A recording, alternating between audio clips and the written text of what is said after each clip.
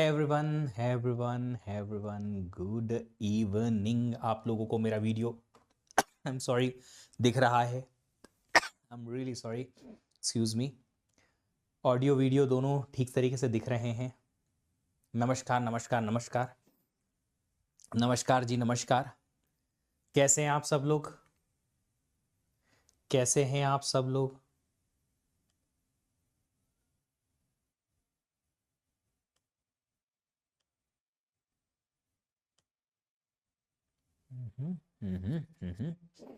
Thank you for happy teaching. DPP questions are hard. यार DPP के questions तो देना ही पड़ेंगे ना हार्ड। अगर मैं हार्ड क्वेश्चन नहीं दूंगा तो आपके जो छोटे मोटे कंसेप्ट बचे हुए हैं प्रैक्टिस करने के, वो कंसेप्ट कैसे क्लियर होंगे बच्चा? है ना? So many recorded. चलिए अच्छी बात है। स्प्रिंट लगा के आज से क्लास ले के लिए अच्छी बात है तुषार जी, बहुत अच्छी बात है। डीपीपी और टेस्ट के क्वेश्चन अगर आपकी प्रोग्रेस के लिए ना हो तो फिर मतलब क्या है? मैंने आपको एक क्लास में यहां से पढ़ाते वक्त इतना लेके गया, प्रैक्टिस कराई इतना लेके गया। जब आप खुद डीपीपी से प्रैक्टिस करोगे तो इतना ऊपर तो जाना पड़ेगा ना, वहीं रह जाओगे तो मतलब क्या है? फिर टेस्ट दोगे तो और ऊपर जाना है, तब जाके एक लेवल बनेगा जो जो गेट के थोड़ा सा ऊपर होगा। क्यों? गेट का लेवल हमें इजी लगे इसलिए।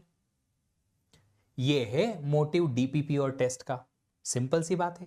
अब अगर डीपीपी और टेस्ट आपको ऊपर ना ले जाएं, वहीं के वहीं रख दें, कुछ नया आप ना सीख पाए, तो फिर मीनिंग क्या है ना? सर ऑफसेट बता दो प्लीज। ऑफसेट का मतलब होता है पीसी रिलेटिव मोड में करंट प्रोग्राम काउंटर में क्या जोड़ा जाए कि हमारा टारगेट मिल जाए। रिलेटिव लोकेशंस टू स्किप, कितनी रिलेटिव लोकेशंस छोड़ के हमें टारगेट एड्रेस मिलेगा, वो होता है ऑफसेट। सर एक साल में गेट क्लियर होगी क्या? ये तो आप पे डिपेंड करता है। एक साल में जितने भी AIR1 है लगभग एक साल में ही रैंक आती है उनकी। जितने भी AIR1 आते हैं most of them are 1 year preparation करने वाले ही बच्चे।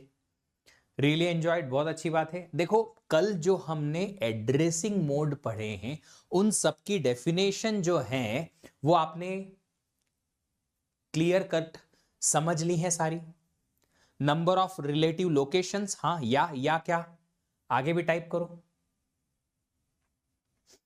सारी की सारी एड्रेसिंग मोड्स आप क्लियरली पढ़ के आए हो, वापस रिकॉल करके आए हो कि नहीं?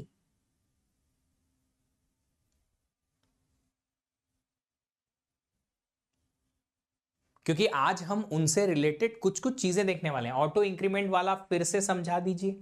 अच्छा, ऑटो इंक्रीमेंट में क्या ऐसा है जो नहीं समझ में आया? Number of relative locations, location मतलब मेमोरी एड्रेस। अगर आपका current program counter let's say point कर रहा है 306 को और मेरा टारगेट एड्रेस है लेट्स से 410, तो ऑफसेट क्या होना चाहिए? 306 से मुझे कितनी लोकेशन छोड़नी पड़ेगी ताकि टारगेट 410 पे जंप कर जाए? बताइए। तो प्रोग्राम काउंटर की वैल्यू प्लस ऑफसेट, ये होता है हमारा टारगेट एड्रेस 410। ऑफसेट निकल जाएगा 410 माइनस 306, 104। ये होता है रिलेटिव लोकेशन। तो काउंट या एड्रेस है बेटा नंबर ऑफ एड्रेसेस। पर एड्रेसेस कैसे? मेमोरी के। एक मेमोरी लोकेशन छोड़ी यार लोकेशन या एड्रेस एक ही चीज होती है। मेमोरी में नंबर ऑफ एड्रेसेस कितने आप छोड़ेंगे ताकि आपको क्या मिले? टारगेट एड्रेस मिल जाए। That is what that. Sir जो उसमें इंक्रीमेंट होगा वो रजिस्टर के कंटेंट पर डिपेंड करेगा। देखो वो इंक्रीमेंट जो होगा वो डिपेंड करेगा कि रजिस्टर में जो इफेक्टिव एड्रेस है, यहां पे इफेक्टिव एड्रेस है ना, ये इफेक्टिव एड्रेस किसको पॉइंट कर रहा है? डेटा को। अब अगर ये डेटा दो एड्रेसेस पे स्टोर्ड है तो इफेक्टिव एड्रेस +2 हो जाएगा ताकि वो अगले ऑपरेंड को एक्सेस कर पाए। तो ये जो इंक्रीमेंट होगा वो साइज ऑफ डेटा या ऑपरेंड पे डिपेंड करेगा। ये मैंने लिखाया भी है, size of data item access, उस पे ये इंक्रीमेंट डिपेंड करता है। Inter intra segment please explain Sonu ji. बस इतना याद रख लो, इससे ज्यादा समझने की उसमें जरूरत नहीं है। सर टारगेट अगर 200 हुआ तो नेगेटिव आ जाएगी वैल्यू। क्या फर्क पड़ता है, ऑफसेट की वैल्यू नेगेटिव आ जाएगी। Sir offset number of address to skip to size of data. देखो अपूर्व जी, ये है ब्रांच टाइप का इंस्ट्रक्शन, इसमें डेटा की साइज से कोई फर्क नहीं पड़ता है। डेटा, इसमें डेटा नाम की चीज है ही नहीं, इसमें इंस्ट्रक्शंस हैं। हमें इंस्ट्रक्शन को जंप करना है ताकि वो इंस्ट्रक्शन एग्जीक्यूट हो पाए जो हमें एक्चुअल में करना है अगला। समझ रहे हो बात को? सीपीयू स्टार्ट होगा, हाँ जी, पहले ये तो खत्म करें। देखो इतने सारे लोगों की इतनी सारी क्वेरीज आ रही हैं। डबल और फ्लोट वैल्यू मेमोरी पर कैसे स्टोर होगा? डबल या फ्लोट मेमोरी पे कैसे स्टोर होगा? डबल को चाहिए 8 बाइट, 8 बाइट एक एक करके यहां पे 8 एड्रेसेस पे स्टोर होगा। सिंपल सी बात है। 8 बाइट का होता है ना डबल, 64 बिट 8 बाइट्स का। तो अगर बाइट एड्रेसेबल मेमोरी है तो एक ऑपरेंड को स्टोर करने के लिए 8 एड्रेसेस लगेंगे। 8 अलग अलग एड्रेसेस पे पूरा एक सिंगल वैल्यू स्टोर होगा।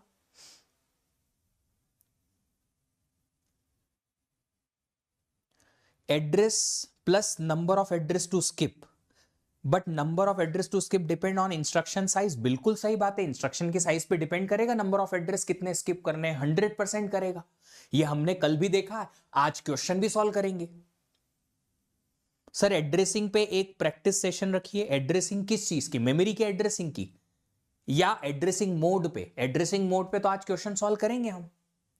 पीसी रिलेटिव मोड सिर्फ ब्रांच इंस्ट्रक्शन में यूज होगा, हाँ जी। सीक्वेंशियल मैनर में एग्जीक्यूट होंगे इंस्ट्रक्शन, ऑफ कोर्स जी, बिल्कुल अनिकेत जी, सही कहा आपने।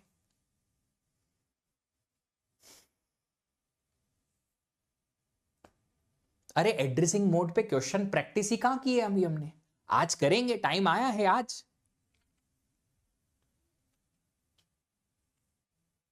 क्वेरी किस चीज की क्वेरी? अच्छा, फिर से रिकॉल कर लेते हैं सारे के सारे एड्रेसिंग मोड एक एक करके।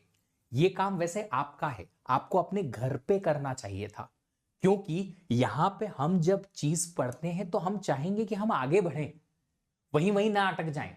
वरना मेरा और आपका दोनों का टाइम वेस्ट है। जब हम आपस में मिले, हमारे पास जो टाइम है लर्निंग का वो आगे बढ़ने का है। आपके पास रिकॉर्डिंग थी, देखने की थी, ठीक है, ये आपका काम था। सर ये मेंटिसा वगैरह क्या है? किसने बताया मेंटिसा? अभी वो तो फ्लोटिंग पॉइंट रिप्रेजेंटेशन में आता है, जो अभी हमने पढ़ाया ही नहीं। जब तक हमने पढ़ाया नहीं आपको कुछ पता है ही नहीं। इंप्लाइड मोड, ऑपकोड में ही ऑपरेंड और एड्रेस, ऑपरेंड का एड्रेस दोनों मिल जाएगा, मतलब ऑपरेशन भी मिलेगा, ऑपरेंड भी ऑपकोड से ही मिल जाएगा, इसलिए इंप्लिसिटली आपको ऑपरेंड यहीं से मिल जाएगा, इसलिए implied mode. Immediate mode, address part में यहां जो दे रखा है वो डेटा है, वही ऑपरेंड है जिस पे वैल्यू, उस वैल्यू पे ऑपरेशन परफॉर्म करना है। डायरेक्ट मोड, ये इफेक्टिव एड्रेस दे रखा है, इस इफेक्टिव एड्रेस पे जाएंगे मेमोरी पे तो ऑपरेंड मिलेगा, एक बार का memory access. Indirect mode pointer के लिए यूज में आएगा, इस एड्रेस पे जाएंगे पहले मेमोरी पे, फिर इफेक्टिव एड्रेस मिला, इफेक्टिव एड्रेस को लेके फिर से मेमोरी पे गए तो ऑपरेंड मिला। 2D एरे का एक्सेस कर सकते हैं इंडेक्स मोड से, ऑफ कोर्स 2D एरे भी तो 1D मेमोरी में स्टोर होता है रो मेजर ऑर्डर में। रजिस्टर मोड, यहां से रजिस्टर का नंबर मिलेगा, उस रजिस्टर पे जाएंगे आपको ऑपरेंड मिल जाएगा। Register indirect mode, indirectly through register operand मिलेगा, मतलब एड्रेस से रजिस्टर का नंबर मिला, इस रजिस्टर में आपको जो भी कुछ वैल्यू मिली है वो है इफेक्टिव एड्रेस, मेमोरी का एड्रेस, उस पे जाएंगे तो आपको मेमोरी पे ऑपरेंड मिलेगा। क्यों यूज करते हैं इसको? ताकि हम इंस्ट्रक्शन की साइज को कम कर पाए। फिर है ऑटो इंक्रीमेंट डिक्रीमेंट मोड, अगर मेमोरी में सीक्वेंशियली आपके पास एरे स्टोर्ड है, उसको फर्स्ट से लेके लास्ट या लास्ट से लेके फर्स्ट एक्सेस करना है सीक्वेंशियली, तो आप ये मोड यूज कर सकते हो। रजिस्टर इनडायरेक्ट का ही वेरिएंट है, एड्रेस से एक रजिस्टर मिलेगा, उस रजिस्टर में इफेक्टिव एड्रेस होगा, उस इफेक्टिव एड्रेस पे जाके ऑपरेंड एक्सेस कर लो, उसके बाद ये इंक्रीमेंट हो जाएगा। अगर ये डिक्रीमेंट वाला है तो पहले डिक्रीमेंट करेंगे, फिर ऑपरेंड मेमोरी से एक्सेस कर लो। जैसे ही इंक्रीमेंट डिक्रीमेंट हुआ, अगला इंस्ट्रक्शन एग्जीक्यूट करने जाओगे तो अगले ऑपरेंड पे आप पहुंच जाओगे। अगला इंस्ट्रक्शन एग्जीक्यूट करने जाओगे मतलब सेम इंस्ट्रक्शन दूसरी बार एग्जीक्यूट करोगे तो आपको अगले ऑपरेंड का एड्रेस मिल जाएगा। इस तरीके से सीक्वेंशियली आप ऑपरेशन परफॉर्म कर सकते हो। फिर आगे इंडेक्स मोड, इसमें दो चीजें ऐड करते हैं, एड्रेस पार्ट और इंडेक्स रजिस्टर की वैल्यू। एड्रेस पार्ट से बेस एड्रेस मिलता है, इंडेक्स रजिस्टर से इंडेक्स वैल्यू मिलती है। Next PC relative mode. अच्छा, इसको यूज कैसे करते हैं? एक एलिमेंट अगर आपको एक्सेस करना है एरे का कोई स्पेसिफिक वाला, तो आप ये यूज कर सकते हो। पीसी रिलेटिव मोड जंपिंग के लिए यूज में आता है। देखो कुछ लोगों को इंटर सेगमेंट इंट्रा सेगमेंट नहीं समझ में आ रहा है, इट्स ओके अगर नहीं भी समझ में आ रहा है तो आपको उसके लिए चिंता करने की जरूरत नहीं है। गेट के लिए इससे ज्यादा हमें समझने का जरूरत नहीं है, तो मैं और आप दोनों टाइम सेव कर सकते हैं। एक चीज मैं बहुत स्पेसिफिकली बताना चाहता हूं कि आपका और मेरा एक टारगेट, जो प्राइमरी टारगेट है, वो है कि आपको लर्निंग तो दें पर इतनी की गेट की प्रिपरेशन आपकी हो जाए। अब इन टॉपिक्स में ऐसी बहुत सारी चीजें हैं जो हम डिस्कस नहीं करेंगे। पता है, मुझे पता है, मैं पढ़ा सकता हूं। आप बोलेंगे सर पढ़ा नहीं रहे एटसेट्रा, मैं इसलिए नहीं पढ़ाता हूं बच्चा, आपका टाइम वेस्ट नहीं करना। मैं ऐसी चीजें पढ़ा दूं जो गेट के काम नहीं आए, फिर आप बोलो सर ने तो क्या गजब पढ़ाया, और गेट के काम नहीं आए, फिर आपका भी टाइम वेस्ट, मेरा भी टाइम वेस्ट, आप इतनी सारी चीजें याद करने में टाइम वेस्ट भी करो। रादर देन उस टाइम को हम यूटिलाइज कर सकते हैं ना, कि जो गेट के लिए ही इंपॉर्टेंट या गेट के लिए जो रिस्ट्रिक्टेड सिलेबस है उसी को प्रैक्टिस कर लें, उसी को रिवाइज कर लें उसमें, है ना। तो हम गेट के लिए ही रहेंगे, ज्यादा इधर उधर नहीं जाएंगे, ठीक है। अभी पीसी रिलेटिव मोड ब्रांचिंग के लिए यूज होगा। सेगमेंट के अंदर, एक ही सेगमेंट के अंदर अगर जंपिंग करनी है तो पीसी रिलेटिव मोड यूज होता है। इसमें हम क्या करते हैं, एड्रेस पार्ट ये जो है उसमें क्या रहता है, कितनी नंबर ऑफ मेमोरी लोकेशन हमें छोड़नी है ताकि अगला इंस्ट्रक्शन हमें मिल जाए, टारगेट मिल जाए, वो ऑफसेट रहता है या रिलेटिव एड्रेस यहां पे रहता है। और यहां प्रोग्राम काउंटर की वैल्यू में इसे ऐड कर दिया जाता है, तो क्या मिलता है, इफेक्टिव एड्रेस। ये इफेक्टिव एड्रेस टारगेट एड्रेस है ब्रांच का, जहां पे जंप लेना है इंस्ट्रक्शन को, ठीक है। अब बेस रजिस्टर मोड भी ब्रांच के लिए ही यूज में आता है, बट इसमें और इसमें एक डिफरेंस है। वो क्या है? वो डिफरेंस ये है कि इसमें इंटर सेगमेंट, मतलब किसी दूसरे सेगमेंट में जंपिंग करनी है तो काम आएगा। उसके लिए क्या करना है, यहां तो ऑफसेट ही रहेगा, यहां पे बेस रजिस्टर में एक बेस एड्रेस होता है नए सेगमेंट का जहां जंप करना है, बस इन दोनों को ऐड करने पे आपको इफेक्टिव एड्रेस मिल जाएगा। इस बेस रजिस्टर मोड में इससे ज्यादा पढ़ने की हमें जरूरत नहीं है, ठीक है।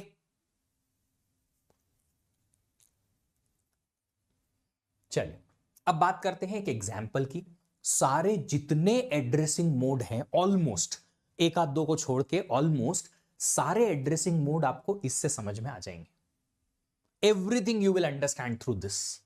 पहले मैं बता दूं कि ये यहां दिया क्या हुआ है, बट उसके पहले जो भी इधर उधर का काम कर रहा है, दूसरी विंडोज या फोन या कोई भी ऐसी चीज पढ़ाई के अलावा या आपकी स्क्रीन के अलावा जो भी देख रहा है, पहले बंद करो, कॉन्सेंट्रेट करो इधर। इस एक सिंगल एग्जाम्पल से आपके दिमाग के सारे ताले खुल जाएंगे, सारे एड्रेसिंग मोड आपको क्लियर कट समझ में आ जाएंगे।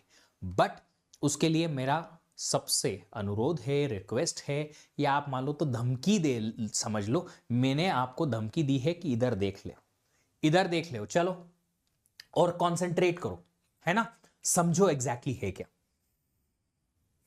If anyone we prepare for GATE placement will be done और नॉट। देखो एक बात बताता हूं, आप लोगों को क्या है ना, दिमाग में सिर्फ और सिर्फ क्वेश्चन आते हैं, सर प्लेसमेंट होगा कि नहीं होगा, गेट होगा कि नहीं होगा, सर लोग बोलते हैं ऐसा, लोग बोलते हैं ऐसा, 4 लोग बोलते हैं वैसा, 5 लोग बोलते हैं ऐसा। प्रॉब्लम यह है कि हमें कंसंट्रेट करना है लर्निंग पे, और सॉल्यूशन ये है कि इधर उधर की बातें छोड़ के कंसंट्रेट करेंगे लर्निंग पे। जिसकी लर्निंग अच्छी है उसका कहीं ना कहीं अच्छा हो जाएगा। प्लेसमेंट आज होगा तो आज, नहीं तो कल होगा जरूर। जिसके पास अच्छी लर्निंग है वो भूखे नहीं मर सकता, वो लाखों कमाएगा, करोड़ों कमाएगा, बट वो तभी कमाएगा जब लर्निंग अच्छी है। तो एक चीज समझ लो कि तुम्हें जॉब कोई भी तब देगा जब तुमको या उसको लगेगा कि ये जॉब करने लायक है और इसको लाखों रुपए पर मंथ दिए जा सकते हैं। 3 लाख पर एनम का पैकेज नहीं, 3 लाख मंथली दिए जा सकते हैं, पर वो तभी जब उसको लगेगा कि आपके पास नॉलेज है, और वो नॉलेज आपको खुद ही गेन करना पड़ेगा और आपका पूरा कंसंट्रेशन उधर जाना चाहिए।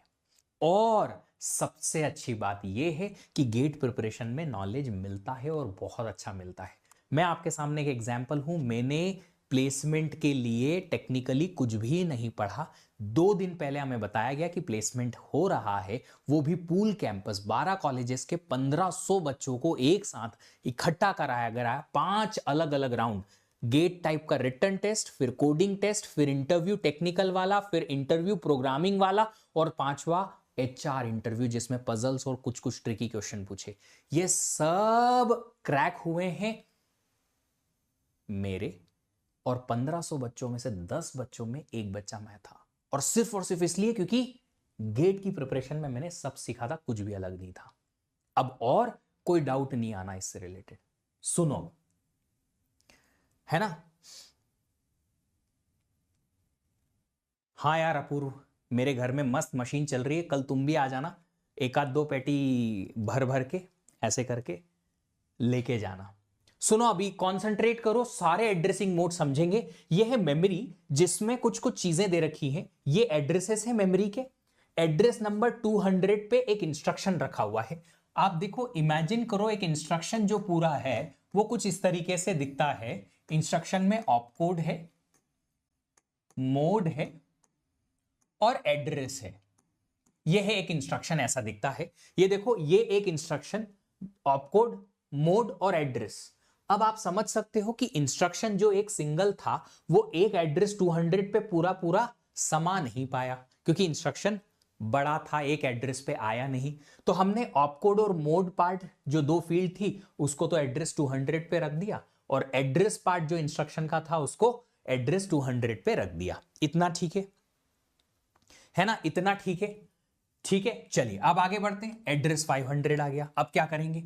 अब एड्रेस फील्ड जो यहां है उसमें 500 है ना? यार मैं डायरेक्टर तो हूं ही नहीं, तो क्या करें, है ना? चल, 500 एड्रेस आ गया, ये रहा एड्रेस, 500 आ गया। वो एड्रेस कहां पे रखा है? 201 पे है। अभी देखिए, एक इंस्ट्रक्शन को अगर आपने 200 और 201 पे रखा तो अगला इंस्ट्रक्शन 202 से स्टार्ट होगा, सिंपल। और ये बाकी की कुछ डेटा रखे हुए हैं।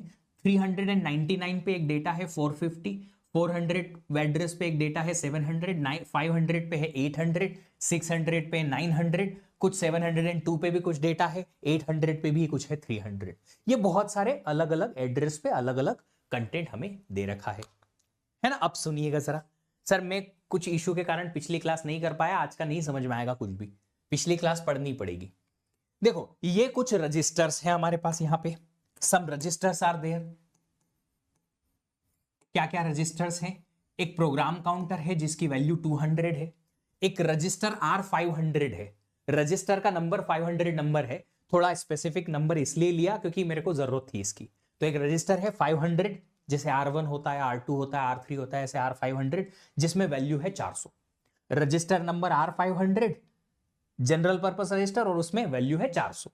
यह है XR। XR is nothing but index register. एक स्पेसिफिक इंडेक्स रजिस्टर अलग से दे रखा है जिसमें वैल्यू है 100, और एक एक्यूमुलेटर है। ये कुछ रजिस्टर्स ले रखे हैं हमने, है ना? अभी ये अलग अलग मोड के लिए हमें ऑपरेंड और इफेक्टिव एड्रेस निकालने हैं। अब सबसे पहले आप रिकॉल करो और मुझे बताओ कि किसी एक इंस्ट्रक्शन को अगर एग्जीक्यूट करना है तो इंस्ट्रक्शन को एग्जीक्यूट करने की सबसे पहली स्टेप क्या होती है?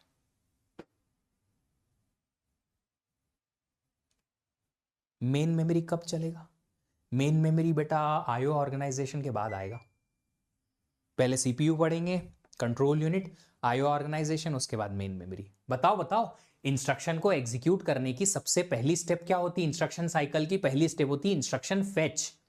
अरे इंस्ट्रक्शन फेच अगर करना है तो मेमोरी में कौन सा वाला इंस्ट्रक्शन उठा के लाना है, कहां पे रखा है वो, सीपीयू को कैसे पता चलेगा? सीपीयू को कैसे पता चलेगा कि अगला इंस्ट्रक्शन जो एग्जीक्यूट करना है उसको मेमोरी में कहां से उठाना है? वो प्रोग्राम काउंटर से पता चलेगा। तो अभी करंटली प्रोग्राम काउंटर की वैल्यू क्या दिख रही है आपको? कुछ can you see? Program counter का कुछ वैल्यू है अभी 200 है। तो क्या इसका मतलब ये समझे कि सीपीयू को जो अगला इंस्ट्रक्शन एग्जीक्यूट करना है वो 200 एड्रेस से स्टार्ट होके रखा हुआ है? तो ये 200 से स्टार्ट होके रखा हुआ ये वाला इंस्ट्रक्शन, ऑपकोड है ये रहा, मोड है ये रहा, एड्रेस है ये रहा, इसको एग्जीक्यूट करना है। क्या इसको फेच करा लें? इसको फेच करा लें? आपकी इजाजत, आपकी परमिशन हो तो इसको फेच करा लें? करा लो सर, आप बोलो करा लो। चलो करा लेते हैं, आप बोलते हैं तो करा लेते हैं। हाँ जी, तो ये इंस्ट्रक्शन फेच हो गया, ये पूरा इंस्ट्रक्शन सीपीयू के अंदर गया, फेच होके तो प्रोग्राम काउंटर इंक्रीमेंट होगा, प्रोग्राम काउंटर इंक्रीमेंट हो जाएगा। जी हां, प्रोग्राम काउंटर अब अगले इंस्ट्रक्शन को पॉइंट करेगा।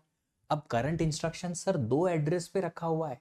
हाँ जी, ये देखो, नजरें टिकाओ यहां और चेक करो, करंट इंस्ट्रक्शन 2 एड्रेस पे रखा हुआ है, तो प्रोग्राम काउंटर 2 से इंक्रीमेंट होगा। क्या हो जाएगा? 202 नीदू, 202 नीदू, 200 नीदू, है ना? 202 पीसी की वैल्यू हो जाएगी। चलो अभी अगर 202 पीसी की वैल्यू हो गई, ये करंट इंस्ट्रक्शन फेच हो गया। फेच होने के बाद क्या होता है? डिकोड होता है।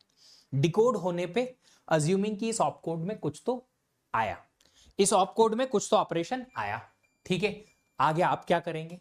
तीसरी चीज है इफेक्टिव एड्रेस कैलकुलेशन, जो हम कल दिन भर डिस्कस कर रहे थे पूरी क्लास में। ये एड्रेसिंग मोड का सिस्टम, ये पूरा का पूरा एड्रेसिंग मोड वाला कंसेप्ट यूज होता है इफेक्टिव एड्रेस कैलकुलेशन में। वही तो करते हैं, हाँ, मोड का यूज करेंगे और इफेक्टिव एड्रेस निकालेंगे, ठीक है। तो ऑपकोड का डिकोड हो गया, हो गया, कुछ तो ऑपकोड आया, मुझे उससे अभी मतलब नहीं है। तीसरी phase I effective address calculation की, उसमें लगेगा मोड। उसमें क्या लगेगा? मोड। तो अब मान लो कि सीपीयू ने इस इंस्ट्रक्शन को रीड किया और पता किया कि मोड जो इस करंट इंस्ट्रक्शन के लिए है वो है इमीडिएट मोड। अज्यूम करो कि इमीडिएट मोड आया इसका मोड।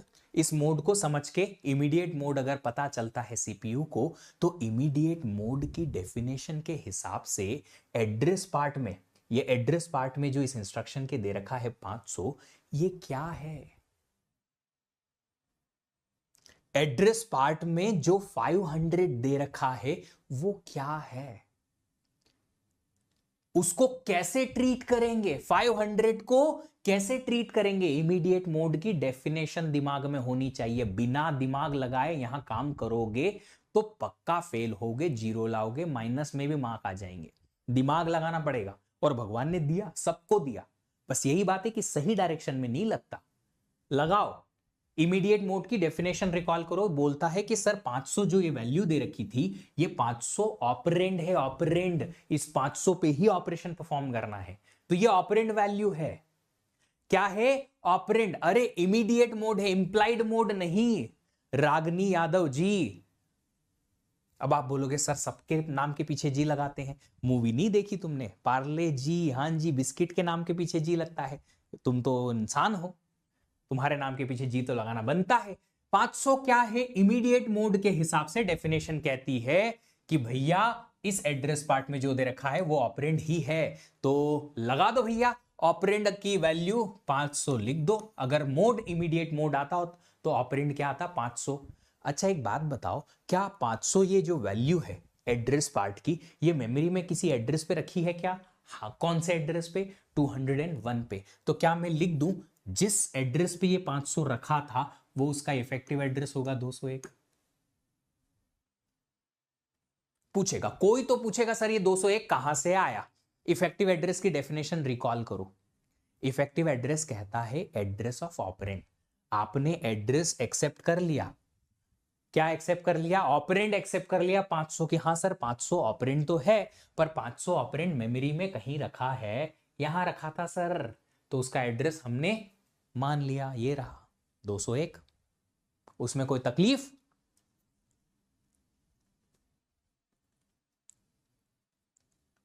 होनी तो नहीं चाहिए। आगे बढ़ते हैं। Address of operand 500, address 500 operand है तो एड्रेस 201। चलो अब हो गया ये खत्म। इमीडिएट मोड का एग्जाम्पल समझ में आया? हाँ जी, मान लो कि ये इंस्ट्रक्शन जो फेच हुआ था इसमें मोड इमीडिएट मोड नहीं था, डायरेक्ट मोड था।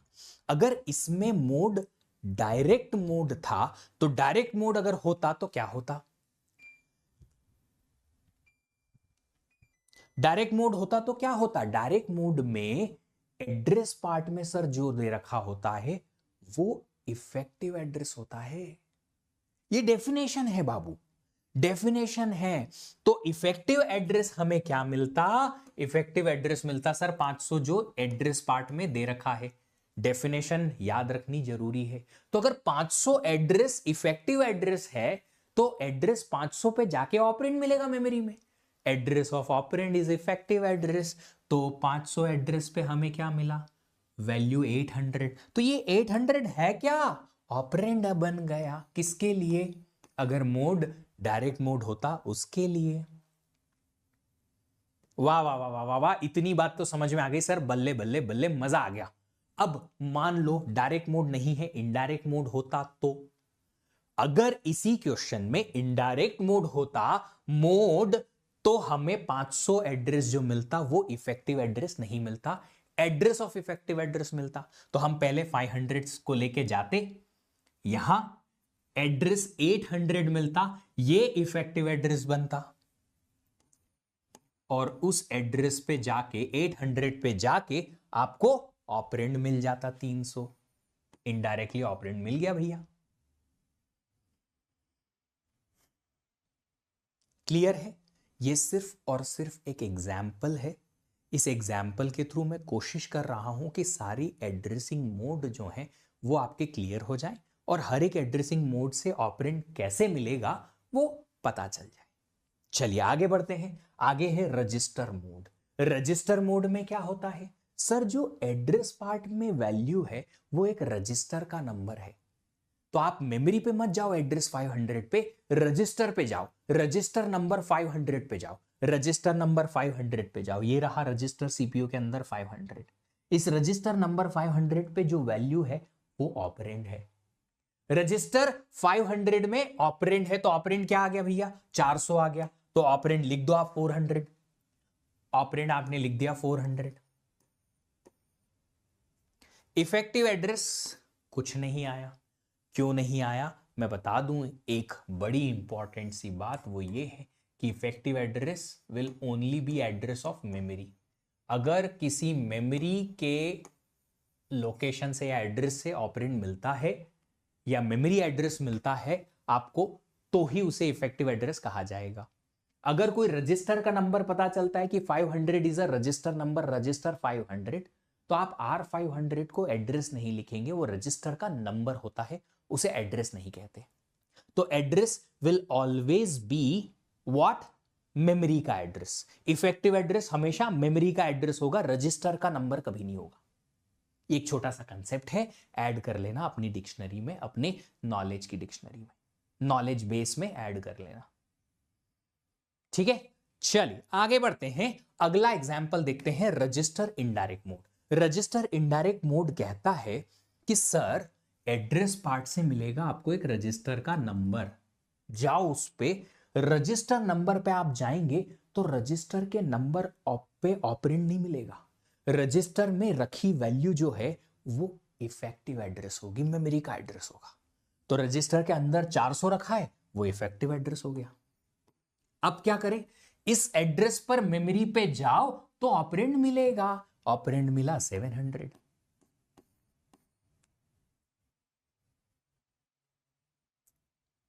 सर एड्रेस लोकेशन और रजिस्टर नंबर में क्या डिफरेंस है? एड्रेस लोकेशन हमेशा मेमोरी की होती है, मेन मेमोरी या रैम की। रजिस्टर नंबर किसी रजिस्टर का होता है, R1 R2 R3 जो है। ठीक है, चलो रजिस्टर इनडायरेक्ट मोड खत्म हो गया। मान लो अगर ये मोड ऑटो डिक्रीमेंट मोड आता तो, रिकॉल करो ऑटो डिक्रीमेंट मोड में हमने कहा था कि डिक्रीमेंट प्री डिक्रीमेंट होता है, याद है? याद है या नहीं? प्री डिक्रीमेंट होता है ना। अगर ये प्री डिक्रीमेंट होता है सर, तो पहले क्या करेंगे, रजिस्टर इनडायरेक्ट की ही तरह यहां से एक रजिस्टर का नंबर मिलेगा, उस रजिस्टर के अंदर जो वैल्यू रखी है पहले उसको डिक्रीमेंट करेंगे। अभी हमारे पास कुछ डेटा वैल्यू का आइडिया नहीं है तो 1 से डिक्रीमेंट कर दिया। अब ये आपका इफेक्टिव एड्रेस बनेगा, डिक्रीमेंट पहले होगा, पहले कर दिया तो इफेक्टिव एड्रेस बना 399। इस 399 पर आपको मेमोरी में एक वैल्यू मिलेगी, वो है आपका ऑपरेंड 450।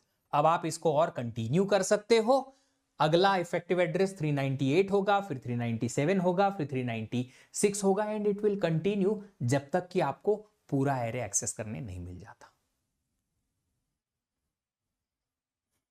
ठीक है, चलता रहेगा, है ना। आगे बढ़ते हैं। आगे है इंडेक्स्ड मोड। इंडेक्स्ड मोड क्या कहता है? इंडेक्स रजिस्टर या इंडेक्स्ड मोड कहता है कि सर पहले आपको क्या करना पड़ेगा, एड्रेस पार्ट ऑफ इंस्ट्रक्शन में जो वैल्यू है वो है बेस एड्रेस 500। इंडेक्स रजिस्टर अलग से होगा। इंडेक्स रजिस्टर है, हाँ ये रहा। इंडेक्स रजिस्टर में इंडेक्स वैल्यू आप क्या करो, इस एड्रेस को इंडेक्स में ऐड कर दो, जोड़ दो भैया, जोड़ दो तो आपको क्या मिलेगा, बेस एड्रेस प्लस इंडेक्स। कितना मिला, 600। ये क्या है 600? सर ये 600 इफेक्टिव एड्रेस है। ये इफेक्टिव एड्रेस कैसे आया? अरे सर डेफिनेशन थी। अरे बाबू डेफिनेशन थी ना, हमने देखा था कि बेस एड्रेस जो कि इंस्ट्रक्शन पार्ट में है प्लस इंडेक्स वैल्यू जो कि इंडेक्स रजिस्टर में, दोनों को ऐड करो, इफेक्टिव एड्रेस मिलेगा। इस इफेक्टिव एड्रेस पर मेमोरी में जाओगे तो ऑपरेंड वा भी मिल जाएगा। ये रहा ऑपरेंड वा। One last example, program counter relative mode. Program counter relative mode का डेफिनेशन का फॉर्मूला देखो। इफेक्टिव एड्रेस कैसे मिलता है, प्रोग्राम काउंटर की वैल्यू, ये रही प्रोग्राम काउंटर की वैल्यू 202 प्लस ऑफसेट की वैल्यू। ऑफसेट कहां से मिलता है, एड्रेस पार्ट ऑफ इंस्ट्रक्शन से मिलता है। ठीक है, इंडेक्स मोड में तो base address plus size of instruction into index होगा। बेटा जी आपको कल का लेक्चर पता करना पड़ेगा। हमने कहा था इंडेक्स वैल्यू जो इंडेक्स रजिस्टर में होती है उसमें size of data, not in instruction, size of data already included रहता है। पीसी प्लस ऑफसेट करना पड़ेगा। यहां पीसी क्या है, प्रोग्राम काउंटर है हमारे पास 202, ऑफसेट हमारे पास है 500 इंस्ट्रक्शन के अंदर, आंसर है 702। ये 702 पे आपको मिलेगा क्या, ये डैश डैश डैश इसीलिए लगाया मैंने।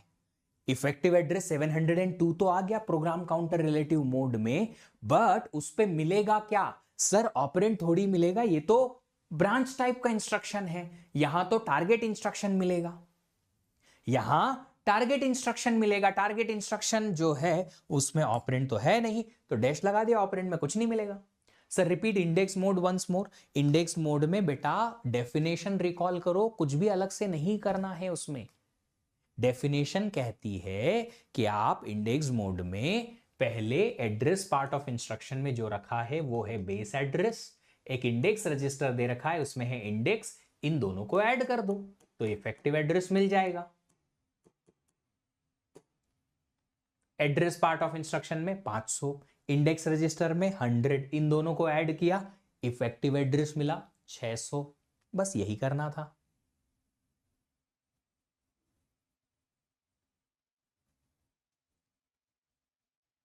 बात समझ में आ गई सब लोगों को?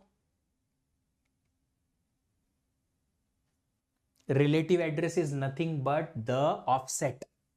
Offset is relative address. Sir auto decrement में 398 नहीं होगा बिकॉज दो एड्रेस पर एक इंस्ट्रक्शन है।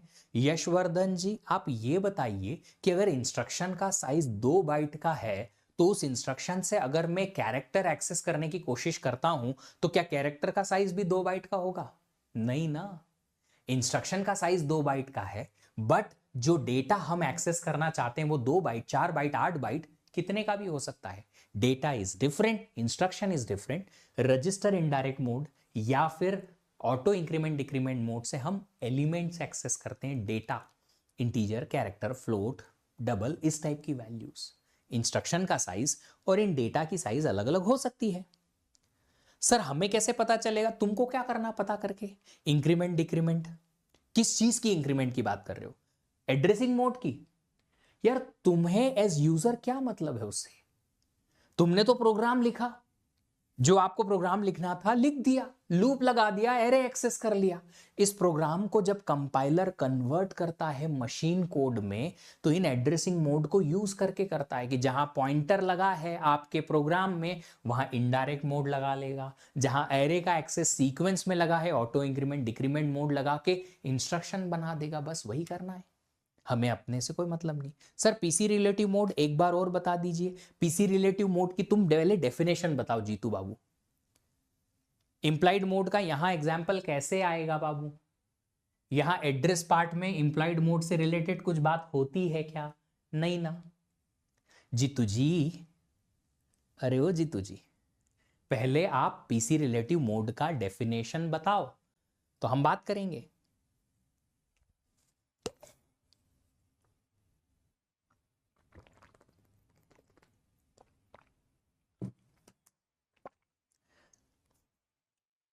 देखो मैं आप लोगों से ये क्रॉस क्वेश्चन इसलिए पूछता हूं क्योंकि जो मैं एक्सप्लेन करना चाहता हूं एटलीस्ट मुझे पता तो चले कि आप लोगों को उसके आसपास की स्टोरी पता भी है कि नहीं पता है। आपने बोला, मैंने बोला कि एक वर्ड लिखो, आपने लिख दिया। बोलते हैं सर स्पेलिंग बता दो, मैंने बोला ABAC, कुछ तुमको ए बनाना ही नहीं आ रहा है तो तुम स्पेलिंग क्या लिखोगे, है ना। ब्रांच टाइप इंस्ट्रक्शन के लिए यूज में आता है इसका इफेक्टिव एड्रेस का फॉर्मूला बताओ क्या होता है। पीसी रिलेटिव मोड में इफेक्टिव एड्रेस निकालने के लिए करंट प्रोग्राम काउंटर की वैल्यू को एड्रेस पार्ट में जो ऑफसेट वैल्यू या रिलेटिव लोकेशंस टू स्किप या रिलेटिव एड्रेस टू स्किप, जो भी फील्ड का नाम है वो, इन दोनों को ऐड करके इफेक्टिव एड्रेस मिलता है। करंट प्रोग्राम काउंटर की वैल्यू क्या थी? 202। इस इंस्ट्रक्शन जो हम एग्जीक्यूट कर रहे हैं इसमें एड्रेस पार्ट में ऑफसेट वैल्यू क्या है? 500। दोनों को ऐड कर दिया, 702 मिल गया। अब एक बात बताओ, एक बात बताओ, यहां पे जब हम पीसी रिलेटिव मोड के लिए टारगेट निकाल रहे हैं, ऑफसेट तो इंस्ट्रक्शन के अंदर है, हां, पर यह बताइए कि एक इंस्ट्रक्शन जो है, एक जो इंस्ट्रक्शन है जिसके लिए हम, ये वाला इंस्ट्रक्शन है ना जिसके लिए हम एड्रेसिंग मोड का कैलकुलेट कर रहे हैं, या जिसके लिए हम effective mode, effective address calculate कर रहे हैं, ये इंस्ट्रक्शन का एड्रेस मैंने पीसी में लिया कि अगले वाले इंस्ट्रक्शन का एड्रेस पीसी में लिया है? देखो देखो देखो, यहां जो 202 लिया है, ये क्या इस करंट इंस्ट्रक्शन जिसके लिए इफेक्टिव एड्रेस कैलकुलेट हो रहा है उसका एड्रेस प्रोग्राम काउंटर में है कि अगले वाले का है? कंपाइलर हम लोग बना सकते हैं क्या? ऑफ कोर्स तुमने ही तो बनाया है, तुम में से ही कुछ लोगों ने बनाया है। तो ये चीज याद रखने की है कि अगर करंट इंस्ट्रक्शन हमारा कहीं स्टोर्ड है तो जब ये करंट इंस्ट्रक्शन के लिए, अगर ये करंट इंस्ट्रक्शन ब्रांच टाइप का हुआ, पीसी रिलेटिव मोड उसमें यूज में आया, तो इसमें जो इफेक्टिव एड्रेस कैलकुलेट करने के लिए पीसी की वैल्यू आएगी वो करंट इसी इंस्ट्रक्शन का एड्रेस नहीं होगा, अगले वाले के हिसाब से होता है। तो 202 में हमने क्या ऐड किया है? ऑफसेट ऐड किया है, तब जाके 702 मिला है। Sir register mode, indirect mode एक बार और बताना। रजिस्टर इनडायरेक्ट मोड पहले आप बताओ कि डेफिनेशन क्या कहती है। मेरे को आप पहले बताइए कि डेफिनेशन कहती क्या है तो मैं एक्सप्लेन करूंगा आपको।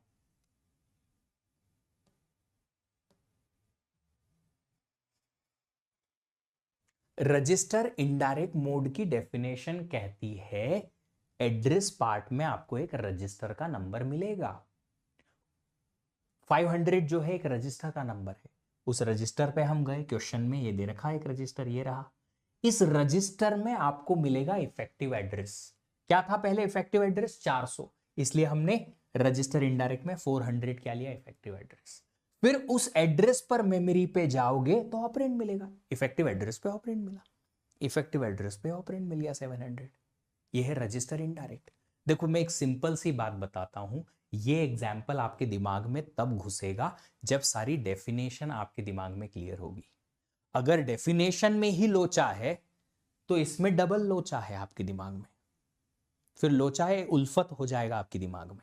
एज सिंपल एज कि जब तक डेफिनेशन ऑफ एड्रेसिंग मोड दिमाग में क्लियर नहीं है कि किस एड्रेसिंग मोड में क्या होता है, आपको ये एग्जाम्पल नहीं समझ में आएगा। इसीलिए मैंने कल जल्दी छोड़ा ताकि आप डेफिनेशन रिकॉल करके और याद रख के लाओ। बोला भी था मैंने, इंप्लाइड मोड में तो ऑपकोड में ऑपरेशन और ऑपरेंड दोनों मिल जाते हैं, तो आप 200 का क्या करें? कुछ नहीं करेंगे। अगर इसमें इंप्लाइड मोड होता तो ये एड्रेस पार्ट में जो 500 रखा है इसका कोई मोल नहीं होता, कोई यूज नहीं होता। इसीलिए इस एग्जाम्पल में मैंने इंप्लाइड मोड बताया नहीं, क्योंकि उसको बताने का कोई सेंस नहीं बनता, एड्रेस पार्ट से कुछ निकलेगा नहीं, इसलिए। ठीक है sir, register indirect will take 2 clock cycle. किस चीज की क्लॉक साइकिल बेटा? And why it will take only 2 clock cycle?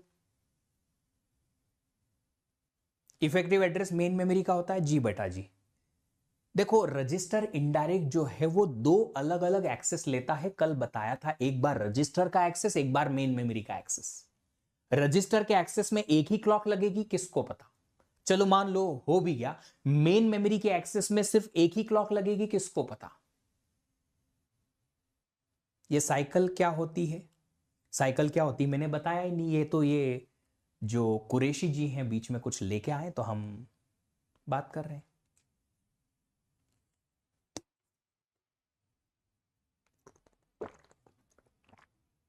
Clock cycle मैंने बताया नहीं, कुछ भी नहीं बताया। चलो अगला क्वेश्चन है आपके सामने। नहीं नहीं नहीं नहीं, हाँ जी, ये ABCD नहीं है, ये 1 2 3 4 है। 1 2 3 4, ये 4 अलग अलग क्वेश्चंस हैं आपके सामने। 4 अलग अलग क्वेश्चंस हैं आपके सामने कि एक इंस्ट्रक्शन है, उसके बारे में डिटेल में ये सब कुछ दे रखा है। ये 4 अलग अलग एड्रेसिंग मोड के लिए जो क्वेश्चन में सिनारियो दे रखा है उसके लिए इफेक्टिव एड्रेस निकालना है। बस इफेक्टिव एड्रेस, मेरे को ऑपरेंड नहीं चाहिए, सिर्फ इफेक्टिव एड्रेस चाहिए। जैसे मैंने ये सिनारियो दे रखा था ना, इसके लिए आपको इफेक्टिव एड्रेस निकालें अलग अलग, ये रहे, है ना। हमने तो 8 अलग अलग मोड के लिए निकाले, इस क्वेश्चन में मैंने सिर्फ 4 अलग अलग मोड के लिए आपको एड्रेस निकालने को बोला है, इफेक्टिव एड्रेस निकालने को बोला है। जो इंफॉर्मेशन यहां दे रखी है this is almost exactly same as this information which I have given last time in the graphical mode. ये टेक्स्ट फॉर्मेट में दे रखी है वही, वैसे ही निकालना है जैसे मैंने आपको इस एग्जांपल में बताया, बस टेक्स्ट फॉर्मेट में इंफॉर्मेशन है। 4 अलग अलग एड्रेसिंग मोड के लिए सेम क्वेश्चन के लिए आपको इफेक्टिव एड्रेस निकालने का है। चारों एक साथ आंसर करिएगा और एक लाइन में करिएगा।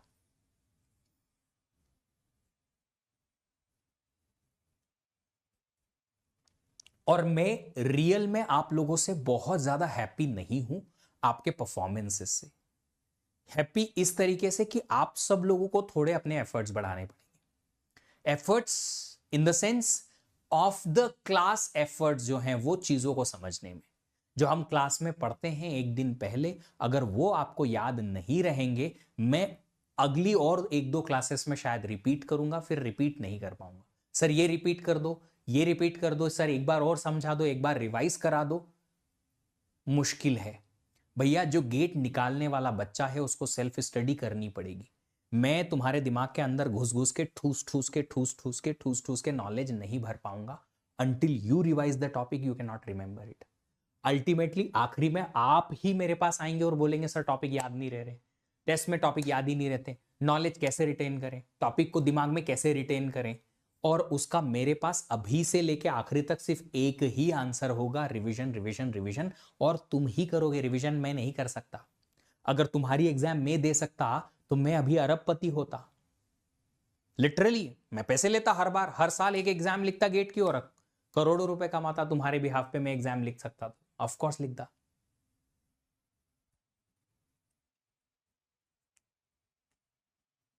क्लॉक साइकिल नहीं पता करनी है तुषार जी, वो तो अच्छा पुरानी बातें हो गई। चलो ठीक है, ये देखो क्वेश्चन है, 4 अलग अलग क्वेश्चन है और चारों अलग अलग क्वेश्चन में आपको क्या बताना है? इफेक्टिव एड्रेसेस बताने हैं। इतना ज्यादा टाइम, अरे जो भी आया सबका अपना अपना आंसर आया, तुम दूसरों के आंसर को क्वेश्चन मत करो, तुम अपना आंसर निकालो। एग्जाम में तुम दूसरों के आंसर नहीं देख पाओगे। तुम बैठे हो एग्जाम देने यहां, ये तेरे ए का क्या है, क्वेश्चन फर्स्ट का क्या आया, ए आया, ये मेरा सी आ रहा है, मैं सी लगा दूं, हाँ तू सी लगा दे मैं ए लगा दूंगा, ऐसा कोई कंफर्मेशन थोड़ी आएगा एग्जाम में। खुद अपना अपना करो जो जो करने का है, अपना अपना एग्जाम। चलो सुनो क्या दे रखा है क्वेश्चन में, पढ़ते हैं। क्वेश्चन पढ़ के समझना भी अपने आप में एक आर्ट है, और इस आर्ट के आप मास्टर बनना पसंद करोगे और मास्टर बनने की इच्छा रखोगे तभी आपको गेट में क्वेश्चन सॉल्व होंगे। मास्टर बनना पड़ेगा। An instruction is stored at location 300। An instruction, एक इंस्ट्रक्शन स्टोर्ड है लोकेशन मतलब एड्रेस 300 पे। तो मेमोरी बना दो, जो लिखा है उसको बना दो। मेमोरी में एक इंस्ट्रक्शन रखा है एड्रेस 300 पे with its address field. It's मतलब किसकी? इंस्ट्रक्शन की एड्रेस फील्ड एट लोकेशन 301। तो 300 एड्रेस के बाद अगला वाला एड्रेस 301 आएगा, उस पे एड्रेस फील्ड रखी हुई है। मतलब इंस्ट्रक्शन में ऑपकोड मोड एटसेट्रा आपने यहां रखा और एड्रेस पार्ट ऑफ इंस्ट्रक्शन जो है आपने यहां रखा एड्रेस 301 पे। समझ में आई बात? अब पढ़ो क्या आगे है। The address field has the value 400। Address field, इस फील्ड में वैल्यू 400 रखी हुई है। अ processor register contains the number 150। कोई तो एक रजिस्टर है प्रोसेसर का जिसमें वैल्यू 150 है। Evaluate the effective address if the mode is direct mode. Direct mode में अगर हम इफेक्टिव एड्रेस निकालें तो कैसे निकलता है? जो इंस्ट्रक्शन हम एग्जीक्यूट कर रहे हैं उसके एड्रेस पार्ट में जो वैल्यू है वो इफेक्टिव एड्रेस है। तो इफेक्टिव एड्रेस यहां आ जाएगा 400, फर्स्ट का 400। डेफिनेशन है वही फॉलो की।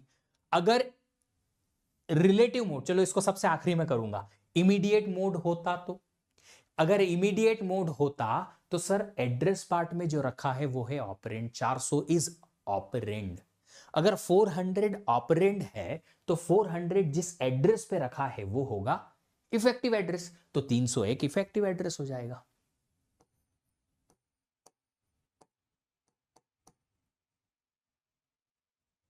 मिल गया। Next, register indirect mode. Register indirect mode क्या कहता है कि एड्रेस पार्ट में एक रजिस्टर का नंबर होगा। अब देखो पूरे क्वेश्चन में एक ही रजिस्टर दे रखा है, तो हम तो यही समझेंगे कि ये 400 इसी रजिस्टर का नंबर है। इस रजिस्टर पे जाएंगे, एड्रेस पार्ट से जो मिला, इस रजिस्टर का नंबर मिला, इस रजिस्टर में जो रखा है वो है इफेक्टिव एड्रेस। तो क्या होगा इफेक्टिव एड्रेस? 150। लास्ट है PC relative mode. Relative mode मतलब पीसी रिलेटिव मोड। अब पीसी रिलेटिव मोड में बाबू क्या करना पड़ता है? प्रोग्राम काउंटर की वैल्यू में ऑफसेट ऐड करना पड़ता है। प्रोग्राम काउंटर की वैल्यू क्या होगी अगर ये इंस्ट्रक्शन के लिए इफेक्टिव एड्रेस कैलकुलेट कर रहे हैं? क्या इस इंस्ट्रक्शन का एड्रेस होगा कि अगले वाले का होगा? अभी थोड़ी देर पहले ये एक्सप्लेनेशन दिया था कि सर अगले वाले का होगा। अगर ये इंस्ट्रक्शन दो एड्रेस पे स्टोर्ड है, क्योंकि क्वेश्चन में मेंशन था, तो अगले वाले का एड्रेस क्या होगा? 302। तो जब ये इंस्ट्रक्शन एग्जीक्यूट होने जाएगा प्रोग्राम काउंटर हमें 302 मिलेगा। तो रिलेटिव मोड में हम क्या करेंगे? प्रोग्राम काउंटर को ऐड करेंगे एड्रेस पार्ट में जो वैल्यू दे रखी है उसमें 400 में, तो आपको क्या मिलेगा? इफेक्टिव एड्रेस मिलेगा विच इज 702। ये चार अलग अलग आंसर्स आपके सामने आएंगे। सेम चीज जो मैंने ग्राफिकल फॉर्म में पिछले एग्जाम्पल में समझाई, यहां पे आपको टेक्स्ट फॉर्मेट में दे रखी थी।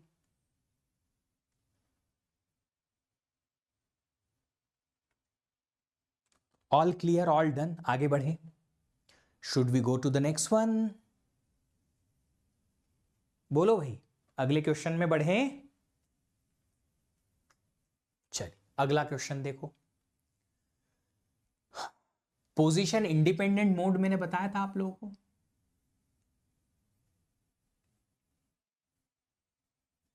किस मोड को पोजीशन इंडिपेंडेंट मोड कहते हैं? पीसी रिलेटिव मोड को कहते हैं। PC relative sir direct address 301 होना चाहिए था।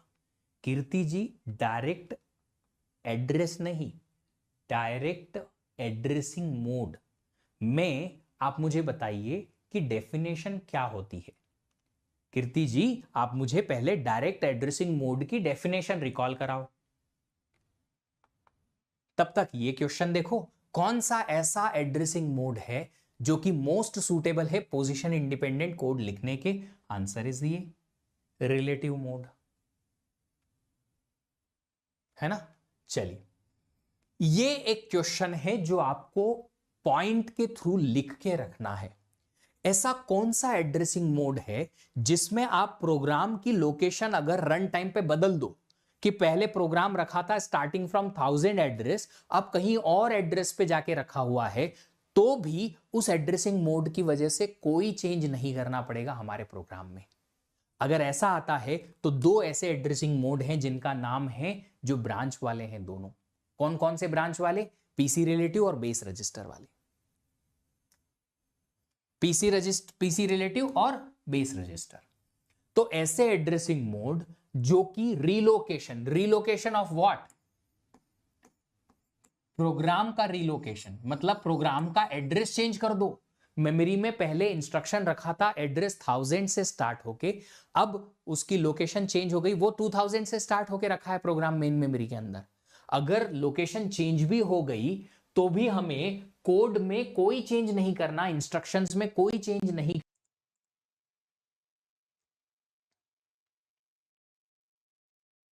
ठीक है, ये चीज जो है आप याद रखिएगा, अच्छा पॉइंट है ये, एमसीक्यू नहीं एमएसक्यू है। ठीक है, चलिए अगला क्वेश्चन सॉल्व करने के पहले मैं आप लोगों को एक छोटी सी चीज बताना चाहता हूं। ये जितने भी एड्रेसिंग मोड्स हमारे पास हैं, इनको हम दो कैटेगरी में डिवाइड करते हैं।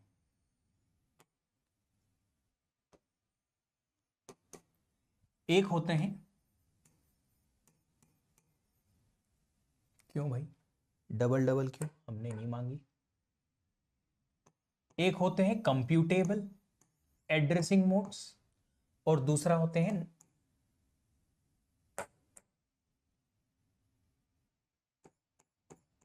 Non computable.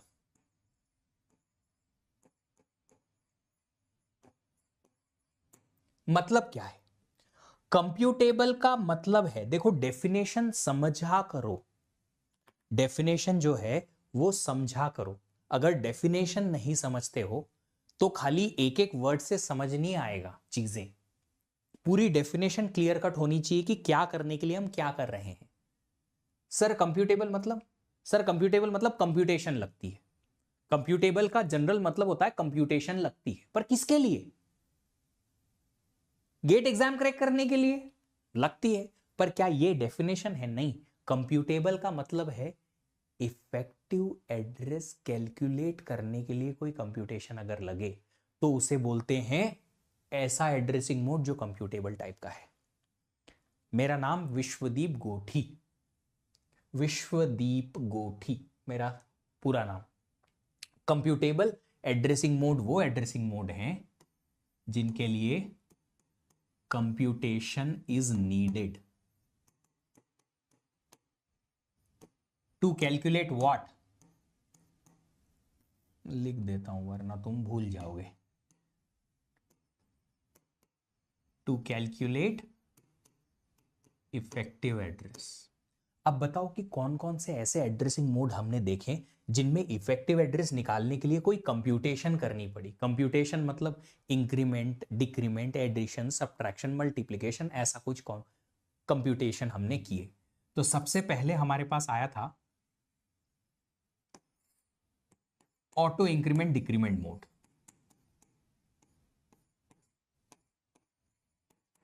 इन दोनों में हमें लगी, पक्का लगी, है ना। फिर मेरी क्या हो रहा है, क्यों ये दूसरे फ्लाइंग कलर्स हमारे पास ऐड हो रहे हैं इसमें?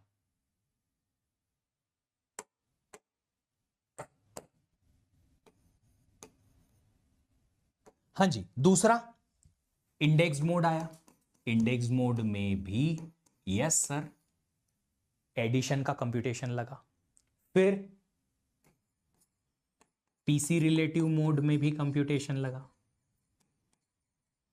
फिर और कौन सा बेस रजिस्टर मोड था, इसमें भी लगा। और कोई ऐसा मोड है जिसमें कोई addition, subtraction, multiplication, increment, decrement लगा हो? नहीं। चलिए, तो अब नॉन कंप्यूटेबल की डेफिनेशन लिखनी जरूरी है क्या? समझ में आ जाएगा ना?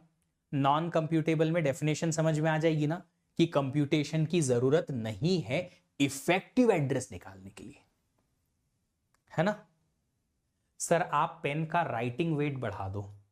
यार वो उसमें सारे बच्चे भाग जाएंगे, अगर मैं कुछ कुछ सेटिंग करने गया तो ये बच्चे भाग जाएंगे सारे। वैसे ही तो इतने डिस्ट्रैक्टेड रहते हैं, 3 सेकंड का गैप मिला तो पता नहीं क्या चेक करने लगते हैं। हाँ जी, वापस आइए। नॉन कंप्यूटेबल कौन कौन से हैं? इंप्लाइड मोड है, नॉन कंप्यूटेबल है, बिल्कुल है। फिर इमीडिएट मोड है, फिर डायरेक्ट मोड है, इनडायरेक्ट मोड है, फिर रजिस्टर मोड है, लास्ट में रजिस्टर इनडायरेक्ट भी है। रजिस्टर इनडायरेक्ट में भी हमें कोई कंप्यूटेशन की जरूरत नहीं है।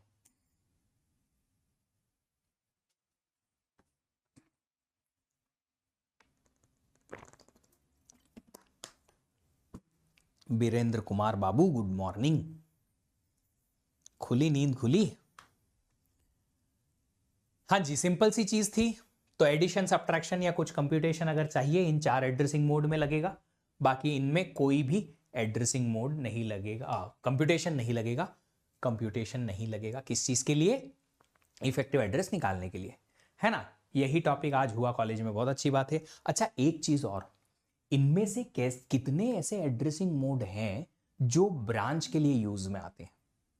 इनमें से कौन कौन से ऐसे एड्रेसिंग मोड हैं जो ब्रांच इंस्ट्रक्शन में काम आते हैं? बताइए जरा, कितने हैं और कौन कौन से हैं? 2 मोड है, पीसी रिलेटिव और बेस रजिस्टर। तो प्रोग्राम काउंटर रिलेटिव मोड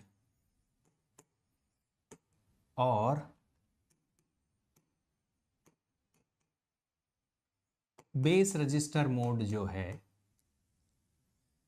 यही 2 ऐसे मोड हैं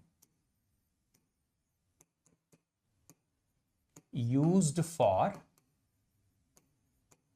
ब्रांच इंस्ट्रक्शंस, एंड इन दोनों में ही इफेक्टिव एड्रेस के नाम पे हमें क्या मिलेगा? इफेक्टिव एड्रेस के नाम पे हमें मिलेगा target address of the branch, है ना? ऑपरेंड नहीं मिलता यहां से, ऑपरेंड नहीं मिलता। ऑल अदर मोड्स, जितने भी दूसरे मोड्स हैं, EXCEPT का मतलब होता है इसके बिना, ACCEPT का मतलब होता है अपनाना। तो ये एक्सेप्ट का मतलब होता है कि इन दोनों के अलावा, all other modes except above 2, मतलब ऊपर के 2 को छोड़ के। ये इंग्लिश वर्ड्स हैं, पता होने चाहिए, बेसिक चीजें, बेसिक इंग्लिश पता होनी चाहिए। All other modes except above 2, इन सब में आपको क्या मिलेगा? Used for computation type instructions,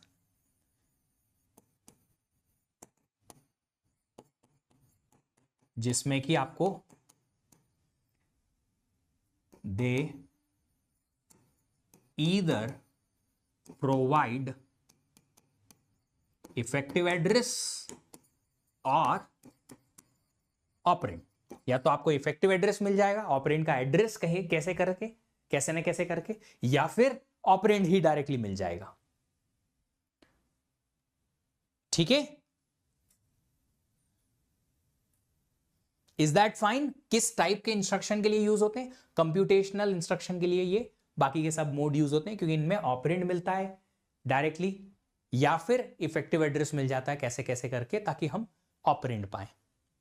कुछ बेसिक सी इंफॉर्मेशन है, हो गई खत्म। अगला प्रश्न सॉल्व करेंगे।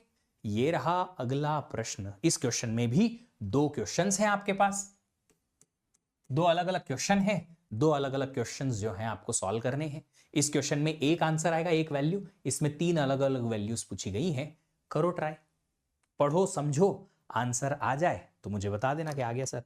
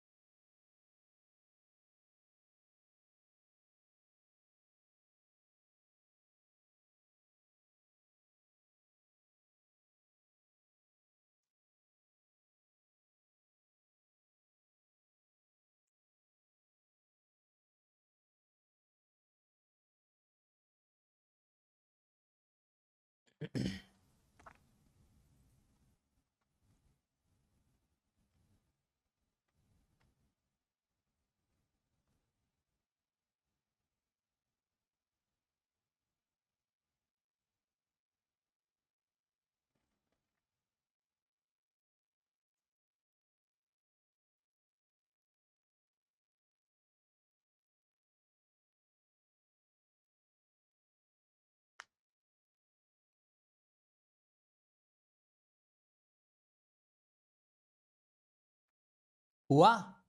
कुछ लोगों के आंसर आए हैं, कुछ लोग कर रहे हैं अभी भी ट्राई।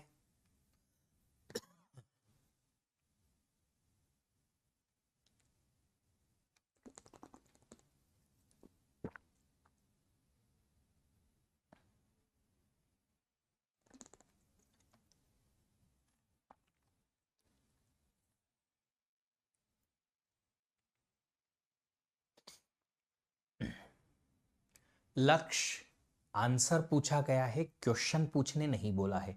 तुम्हारा जो आंसर आता है वो अपने हिसाब से आंसर देना है बस। किसी से पूछना नहीं है ये होगा कि वो होगा कि क्या होगा, बस आंसर बताओ। अगर आ जाता है तो अच्छी बात है, नहीं आता है तो हमसे पूछो।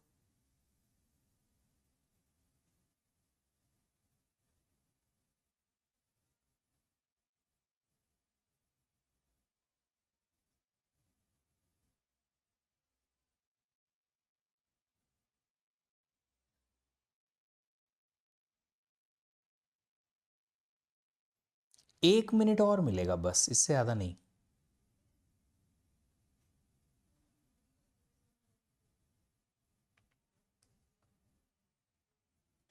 चलिए क्वेश्चन समझते हैं क्या दे रखा है।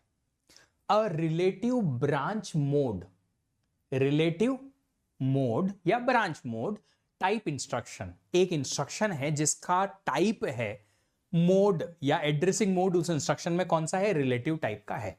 वो टाइप का instruction is stored in memory eight address 300। तो ये क्वेश्चन में क्लियर कट मेंशन है कि यहां मेमोरी के अंदर एक इंस्ट्रक्शन स्टोर्ड है। ये पीसी रिलेटिव टाइप का एड्रेसिंग मोड यूज करता है और एड्रेस स्टोर्ड है 300 पे। इंस्ट्रक्शन की साइज कुछ दे रखी है नहीं, कुछ और दे रखा है कि आगे 301 या 302 या उस पे आगे कुछ और आना चाहिए नहीं। क्वेश्चन आगे दे रखा है the branch is made to an address 450। Branch is made या टेकन का मतलब क्या होता है बताओ? वर्ड का मतलब तो पता हो हमें। ब्रांच इज टेकन या ब्रांच इज मेड का मतलब क्या होता है? ब्रांच इज मेड या ब्रांच इज टेकन का मतलब होता है जंप ली गई। किस एड्रेस पे ली गई? 450 पे। तो जिस एड्रेस पे जंप लेते हैं उस एड्रेस को क्या कहते हैं? Target address. क्या कहते हैं? Target address. तो आपने कंडीशन ट्रू करी इस इंस्ट्रक्शन के लिए, ऐसा कैसे बोल सकते हो सर? यार देखो सिंपल सी बात है, अगर ये इंस्ट्रक्शन एग्जीक्यूट होगा, इसके बाद अगर ये ब्रांच नहीं लेता है तो अगला इंस्ट्रक्शन 301 से उठाएंगे एड्रेस पे से, है ना? पर क्वेश्चन में मेंशन है कि आपने जंप लिया है 450 पे, तो आप 301 नहीं 450 वाले एड्रेस पे जंपा रहे हो इस इंस्ट्रक्शन को। Target address is given as 450। So target address is 450। आगे दे रखा है क्या? पहला question, what should be the value of relative address field of instruction. Relative address field किसको कहते हैं? ऑफसेट को कहते हैं। चीख चीख के मैंने कल आपको बताया था, ऑफसेट को रिलेटिव एड्रेस फील्ड बोलते हैं। ऑफसेट पूछा है, ऑफसेट क्या आएगा? अब देखो फॉर्मूला लगाओ इफेक्टिव एड्रेस निकालने का। Effective address is target, effective address या target is equal to program counter की वैल्यू प्लस ऑफसेट, ये आता है। इफेक्टिव एड्रेस क्वेश्चन में मेंशन है 450। दो बार मैंने आपको यह बताया है कि अगर कोई इंस्ट्रक्शन एड्रेस 300 पे रखा है और इस इंस्ट्रक्शन के लिए इफेक्टिव एड्रेस कैलकुलेट कर रहे हैं, तो हम इस इंस्ट्रक्शन का नहीं, प्रोग्राम काउंटर में अगले इंस्ट्रक्शन का एड्रेस रखते हैं। ऐसा क्यों सर? ये बेटा ये इंस्ट्रक्शन गया सीपीयू के अंदर, तभी तो इसका डिकोड और इफेक्टिव एड्रेस कैलकुलेशन होगा। अगर ये ऑलरेडी गया तो इसी का एड्रेस पीसी में नहीं रहता, पीसी में रहता अगले इंस्ट्रक्शन का एड्रेस।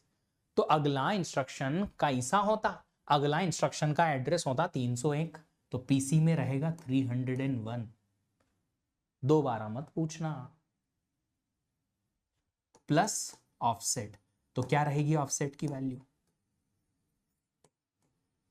450 माइनस 301 149। ये कोर्स आपको आपकी मम्मी जी, मम्मी की मम्मी जी, पापा जी, पापा के मम्मी जी, सबको याद दिलाएगा। जैसे बोलते हैं ना, मैं नानी दादी सब याद आ जाएंगी। क्यों? क्योंकि इस कोर्स में ना छोटी छोटी जगह पे इतनी छोटे छोटे कंसेप्ट्स यूज होते हैं जो आपको दिमाग में अगर नहीं रहे क्वेश्चन गलत हो जाएगा। मेहनत आपको इस कोर्स में डबल करनी पड़ेगी। कंसेप्ट्स इतने छोटे छोटे छोटे छोटे छोटे छोटे इतने सारे हैं कि बात खत्म। पीसी 450 होगा ना विष्णु जी, ये इंस्ट्रक्शन का इफेक्टिव एड्रेस कैलकुलेट हो रहा है अभी, बस अभी इंस्ट्रक्शन पूरा एग्जीक्यूट नहीं हुआ। पहले फेच होता है, फिर डिकोड होता है, इफेक्टिव एड्रेस कैलकुलेशन होता है, फिर ऑपरेंड फेच होता है, फिर एग्जीक्यूशन फेज में, इस इंस्ट्रक्शन के एग्जीक्यूशन फेज में प्रोग्राम काउंटर चेंज होगा। उसके पहले इफेक्टिव एड्रेस कैलकुलेशन में टारगेट अगर 450 निकालना है तो ऑफसेट तो 149 ही होगा। ऐसा सब्जेक्ट क्यों बनाया? ताकि आपके जैसे लोगों की टेस्टिंग हो पाए कि जो कम कम मेहनत में अच्छा रिजल्ट चाहते हैं उनके बस की बात नहीं है कि उनको बहुत अच्छा रिजल्ट भी मिल जाए, अच्छा कॉलेज भी मिल जाए, बहुत अच्छे से एमटेक भी हो जाए और बहुत सारा पैसा भी दे दिया जाए। नहीं होता, मेहनत करनी पड़ती। चलो अगला क्वेश्चन है, determine the value of program counter before instruction fetch. इस इंस्ट्रक्शन के फेच के पहले पीसी की वैल्यू क्या होना, और फेच के बाद क्या होना, और एग्जीक्यूशन के बाद क्या होना मियां। चलो हम देख लेते हैं। तो प्रोग्राम काउंटर की वैल्यू ये करंट इंस्ट्रक्शन फेच के पहले क्या होती,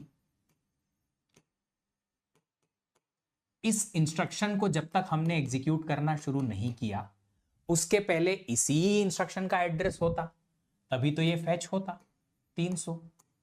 फिर जैसे ही इंस्ट्रक्शन फेच हो गया, after instruction fetch programme counter की वैल्यू 301 हो गई, तभी तो डिकोड उसके बाद, और उसके बाद इफेक्टिव एड्रेस कैलकुलेशन फेज जब आया तो हमने पीसी की वैल्यू 301 यूज कर ली। ऑफसेट में जो इंस्ट्रक्शन के यहां पे दे रखा था उसमें 149 में इसको ऐड किया, 450 पे टारगेट मिला। टारगेट एड्रेस को हमने पीसी में कॉपी करना, कब? एग्जीक्यूशन फेज में। तो जब एग्जीक्यूशन हो जाएगा तो उसके बाद after execution phase program counter में क्या आ जाता, टारगेट एड्रेस आ जाता। क्यों? हमको 450 पे रखा एड्रेस को एग्जीक्यूट करना मांगता, यहां पे टारगेट इंस्ट्रक्शन रखा होता, इसका एड्रेस 450 होना। 451 नहीं बेटा, 450।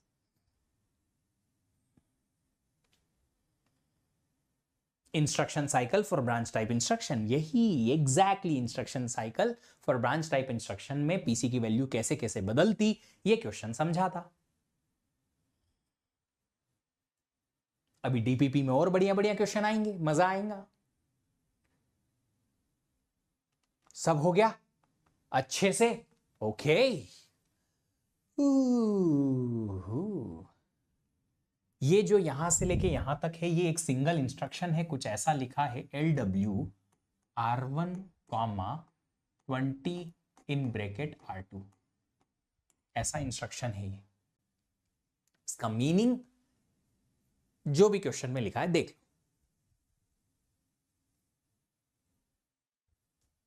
आफ्टर एग्जीक्यूशन फिर से बता दीजिए ऋषभ बाबू, हमने बताया था कि जब ब्रांच इंस्ट्रक्शन एग्जीक्यूट होता है, फेच में तो फेच होता है, डिकोड में डिकोड होता है, इफेक्टिव एड्रेस कैलकुलेशन में इफेक्टिव एड्रेस कैलकुलेट मतलब टारगेट कैलकुलेट हो जाता है।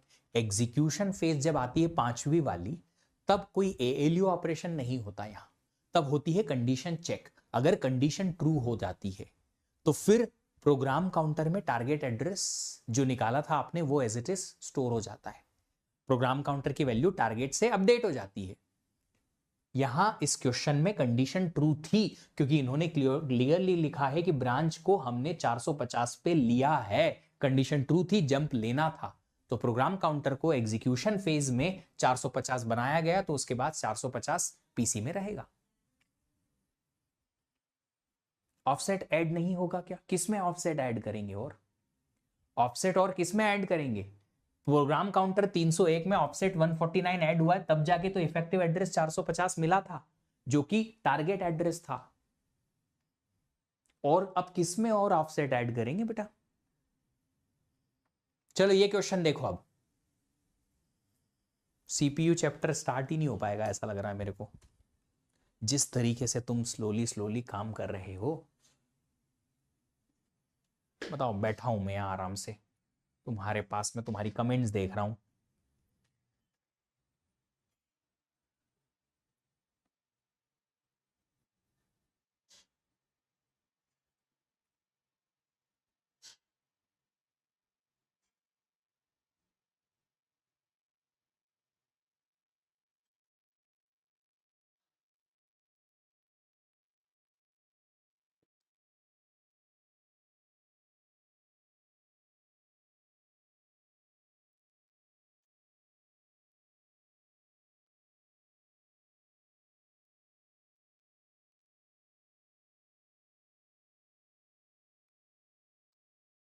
यहां तो हम पोल भी दे सकते हैं।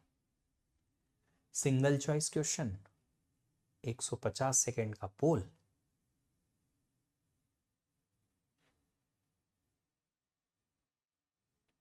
ये लीजिए, चालू हो गया पोल। करो भैया। नहीं हो रहा कोई बात नहीं, नहीं होता है तो पहली बार ही बात है ना, गेट में तो नहीं आया क्वेश्चन। चिंता नको करो रे, हम समझाएगा, जब हम समझाएगा सब समझ में भी आएगा। कुछ क्वेश्चन हैं जो हमें क्लासरूम में सॉल्व करने चाहिए, ये उनमें से एक है।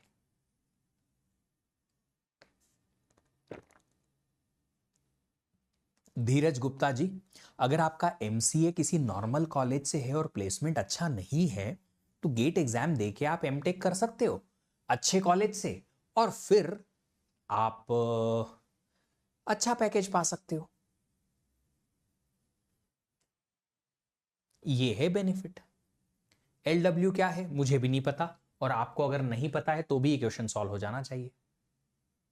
आपको अगर एलडब्ल्यू वर्ड का मतलब नहीं पता है, क्या लिखा है उसका मतलब, तो भी आपको ये क्वेश्चन फिर भी सॉल्व हो जाएगा क्योंकि इसमें सब कुछ दे रखा है। उसको अगर आप नहीं भी पता करोगे तो भी।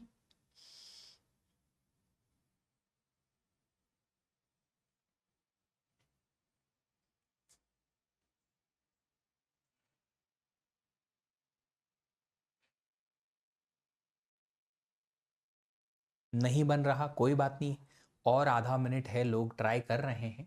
क्वेश्चन पढ़ तो लो कम से कम, ताकि क्वेश्चन में जो लिखा है वो तो समझ में आए। जॉब करने का करते हम आईआईटी में एमटेक कर सकते हैं क्या? नहीं, नहीं। अगर आप आईआईटी में एमटेक करने जाओगे तो आपको क्लासेस, असाइनमेंट एटसेट्रा में टाइम नहीं मिलता है कि आप जॉब कर सकते हो, और साथ ही साथ आपको जॉब छोड़नी पड़ेगी वहां एडमिशन लेने के लिए। अगर कहीं पता चल गया कि आप जॉब भी करते हैं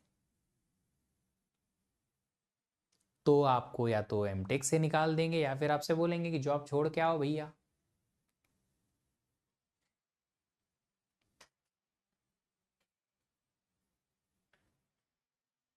सर चलो, क्वेश्चन में जो दे रखा है उसको पढ़ेंगे और उसको समझेंगे कि है क्या।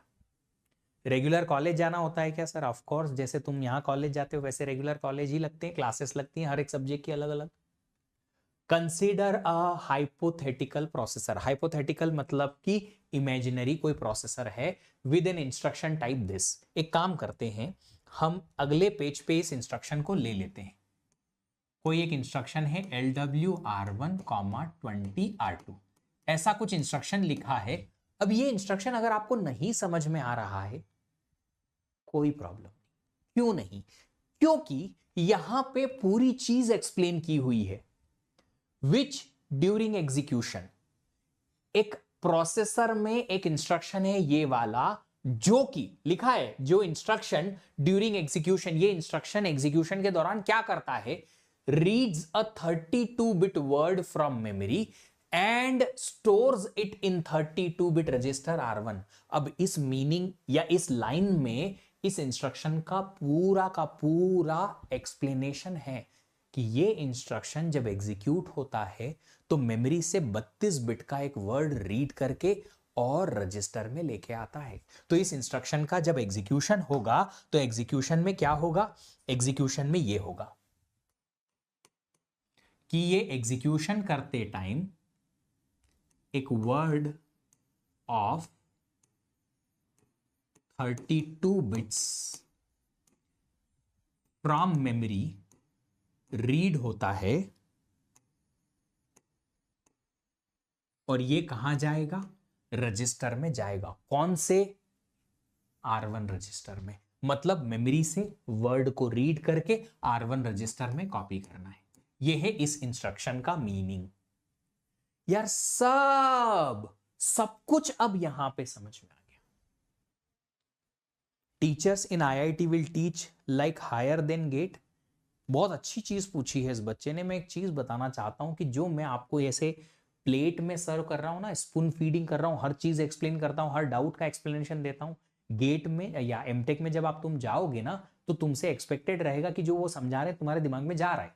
बोलेंगे देखो ऐसा होता है, ऐसा होता है, ऐसा होता है। अब ये यहां से एक इक्वेशन सॉल्व करने के लिए 5 स्टेप लगी। वो 5 स्टेप में डायरेक्टली टीचर ने बोल दिया कि इसको ऐसे सॉल्व करोगे तो एक्स की वैल्यू ये आ जाएगी। कैसे आई तुम जानना। फिर इसको एक्सप्लोर करने के लिए तुम 1-1.5 घंटा और अपना सेल्फ स्टडी का निकालोगे। ऐसी होती है वहां की क्लासेस, क्योंकि वहां IITs IISc में ऐसे लोग पढ़ाते हैं जो हर चीज कवर करना चाहते हैं कम टाइम में, तो ऐसे ही करना पड़ेगा। अब तुम अच्छे खासे लेवल से गए हो तो चीजें समझ में भी आएंगी। डब्बा गोल गए हो तो समझ में कैसे आएगा। डब्बा गोल नहीं जाना, इसीलिए तो गेट एग्जाम लिखी जाती है। समझो अब वापस, 1 word of 32 bit from memory से R1 में दिया, कॉपी किया। ये क्या इंस्ट्रक्शन से समझ में आ रहा है? हाँ जी। आगे आगे ये जो LW है इसका मतलब है कि एक वर्ड को मेमोरी से रजिस्टर में लाओ। इसका ये निमोनिक है। जैसे ऐड, सब्ट्रैक्शन के लिए हम ऐड के लिए ADD लिखते हैं, सब्ट्रैक्शन के लिए SUB लिखते हैं, ऐसे है ना। R1 रजिस्टर से तो ये R1 रजिस्टर मैच हो गया। ऑपरेशन के लिए LW, R1 से R1। तो ये 1 word from 32 bit from memory के लिए ही ये वाली चीज गिवन होगी। कहीं ना कहीं ये चीज कनेक्टेड होगी मेमोरी से। अब यहां पे आपके कंसेप्ट्स काम आएंगे। सर आपने कहा मेमोरी से एक वर्ड रीड करना है, तो आपने पहली क्लासेस में पढ़ाया था कि मेमोरी से अगर हमें कुछ एक्सेस करना है तो मेमोरी का एड्रेस मेंशन करना पड़ेगा कैसे न कैसे करके, तभी तो मेमोरी से कुछ कंटेंट रीड करके लाओगे। तो एड्रेस बताना पड़ेगा। तो अल्टीमेटली ये जो कुछ दे रखा है ये मेमोरी के एड्रेस से रिलेटेड है। आगे देखो क्या दे रखा है, the effective address of the memory location. वही बात की है कि जो ऑपरेंड आप मेमोरी से रीड करोगे उसका effective address is obtained by addition of constant 20 and content of register R2। तो आपको जो मेमोरी का इफेक्टिव एड्रेस मिलेगा वो मिलेगा 20 को R2 वैल्यू में, R2 रजिस्टर की वैल्यू में ऐड करके।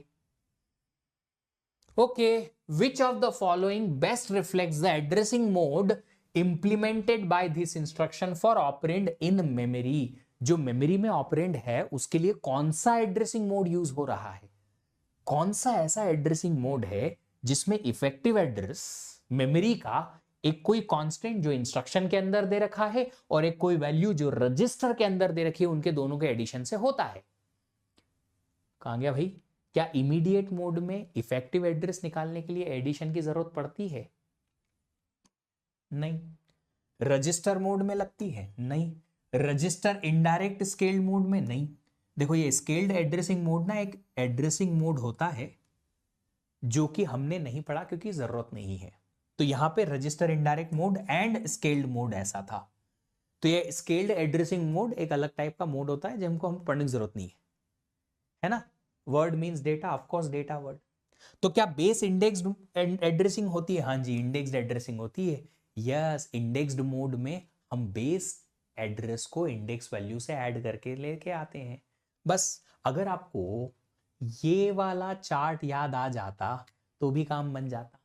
यही 4 एड्रेसिंग ऐसे मोड हैं जिनमें इफेक्टिव एड्रेस कंप्यूटेबल होता है। उनमें से एक ऑप्शन ही है हमारे पास, ये रहा कंप्यूटेबल वाला, ये बाकी 3 तो कंप्यूटेबल ही नहीं है। सिंपल। 20 बेस एड्रेस हो गया जो कि इंस्ट्रक्शन के अंदर है, और R2 इंडेक्स रजिस्टर हो गया जिसके अंदर इंडेक्स वैल्यू रखी होगी रजिस्टर के अंदर। सिंपल। इंडेक्स स्केल्ड कंप्यूटेबल होता है, जी हाँ स्केल्ड कंप्यूटेबल होता है, बट यहां पे रजिस्टर इनडायरेक्ट एंड स्केल्ड अगर लिखा है तो फिर हम एंड दोनों की केस ट्रू नहीं हो पाएगी, क्योंकि register indirect itself is not computable. Word means data, जी हाँ वर्ड का मतलब है एक डेटा, एक कंटेंट, और ये LW का यहां पे मीनिंग जो है अब मैं बता देता हूं, लोड वर्ड, वर्ड को मेमोरी से रजिस्टर में लोड करो।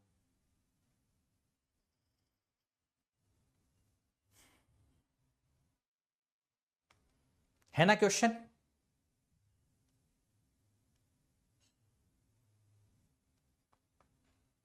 बढ़िया था। चलो ये देखो, ये R0 है, हाँ पाई नहीं है, R0 है। वाह वाह वाह वाह वाह। ये एक वर्ड है, इसका मीनिंग यहां लिख देता हूं।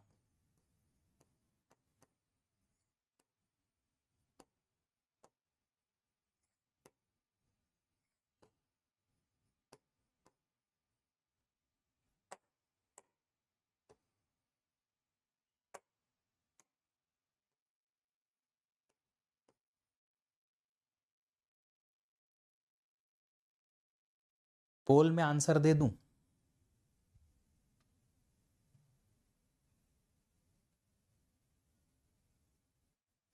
%49.37 लोगों ने आंसर दिया था।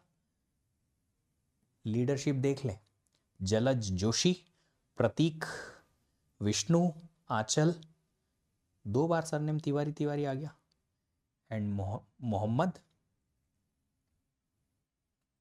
यार सर नाम पढ़ना नहीं आ रहा मेरे को, क्या मतलब प्रोनाउंसिएशन नहीं आ रहा।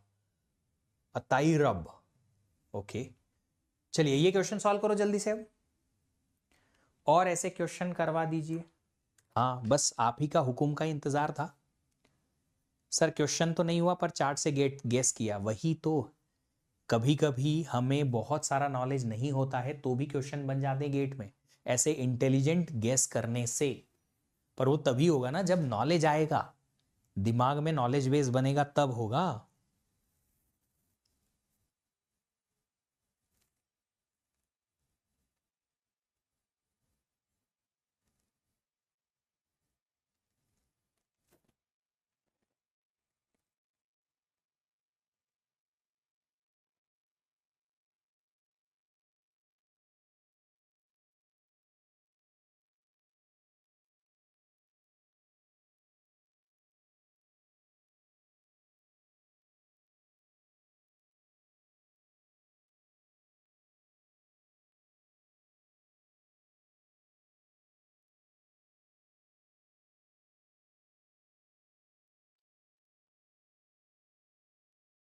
I mean 3rd year, next 4 months में प्लेसमेंट आने वाली है और मैं कंफ्यूज्ड हूँ, व्हाट शुड आई डू।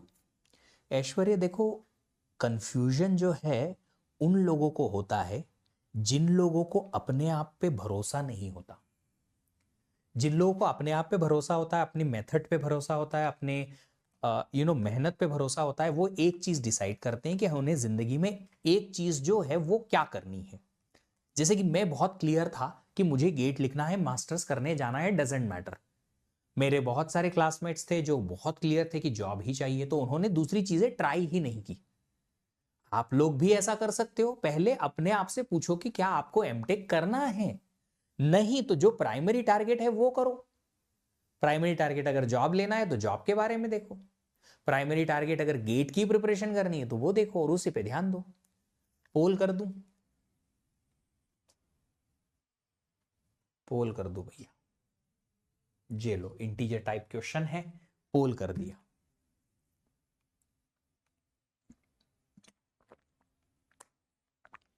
मैंने यशवर्धन ने अभी लिखा left my job to prepare for MTech. ऐसे बहुत सारे बच्चे देखे हैं कि जो जॉब छोड़ छोड़ के 2-2 साल प्रिपरेशन करते हैं, 1-1 साल प्रिपरेशन करते हैं पूरी पूरी, और फिर अच्छी जगह जाके एमटेक करना प्रेफर करते हैं। मेरा एक स्टूडेंट 3 साल 2 साल 2-2.5 साल कुछ जॉब करने के बाद छोड़ के आया, फिर गेट लिखा उसने, उसके बाद आईआईटी कानपुर से एमटेक किया और अभी बढ़िया कमा रहा है। 45 लाख का पैकेज है उसका 4 साल की जॉब के एक्सपीरियंस के बाद, 3 साल एंड कुछ महीने के। एमटेक बेस्ट है या जॉब करना कॉस्ट? फिर तो अच्छा है, आता है एक टाइम बाद जॉब। देखो एक सिंपल सी बात बताता हूं, अगर आपको अच्छी जॉब मिलती है अभी बीटेक के बाद, क्योंकि आपकी लर्निंग अच्छी है, तो आप ले लो। अच्छी जॉब का मतलब है किसी अच्छी प्रोडक्ट बेस्ड कंपनी में बहुत अच्छा जॉब, बहुत अच्छा पेमेंट, स्टार्टिंग फ्रॉम 20+ LPA। अगर नहीं मिलती है अच्छी जॉब तो एमटेक इज प्रेफरेबल, क्योंकि आपकी ग्रोथ अच्छी होती है। ग्रोथ का मतलब है कि आपका जो स्टार्टिंग पैकेज लगेगा वहां से वो बढ़ने में ज्यादा टाइम नहीं लेता। 5 साल 10 साल के बाद आपके बीटेक के स्टूडेंट्स जो है, फ्रेंड्स हैं, उनसे कहीं ज्यादा कमा रहे होंगे आप लोग एमटेक करने के बाद। हो सकता है शुरुआत के पैकेज बड़ा ना दिखे, बट जब प्रोग्रेस दिखती है ना, वो प्रोग्रेस अल्टीमेट होती है, क्योंकि आप लर्निंग जो लेके आए हो एमटेक में, वो आपको नॉर्मल कॉलेज से बीटेक करके नहीं मिलती, पॉसिबल ही नहीं है।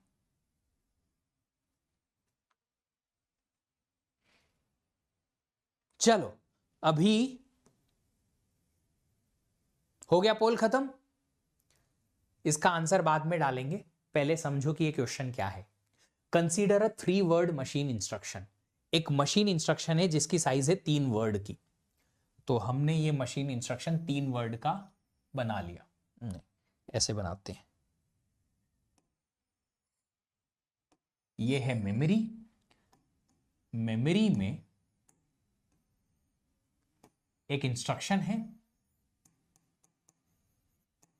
उसका साइज है 3 वर्ड का। चलिए आगे बढ़ते हैं।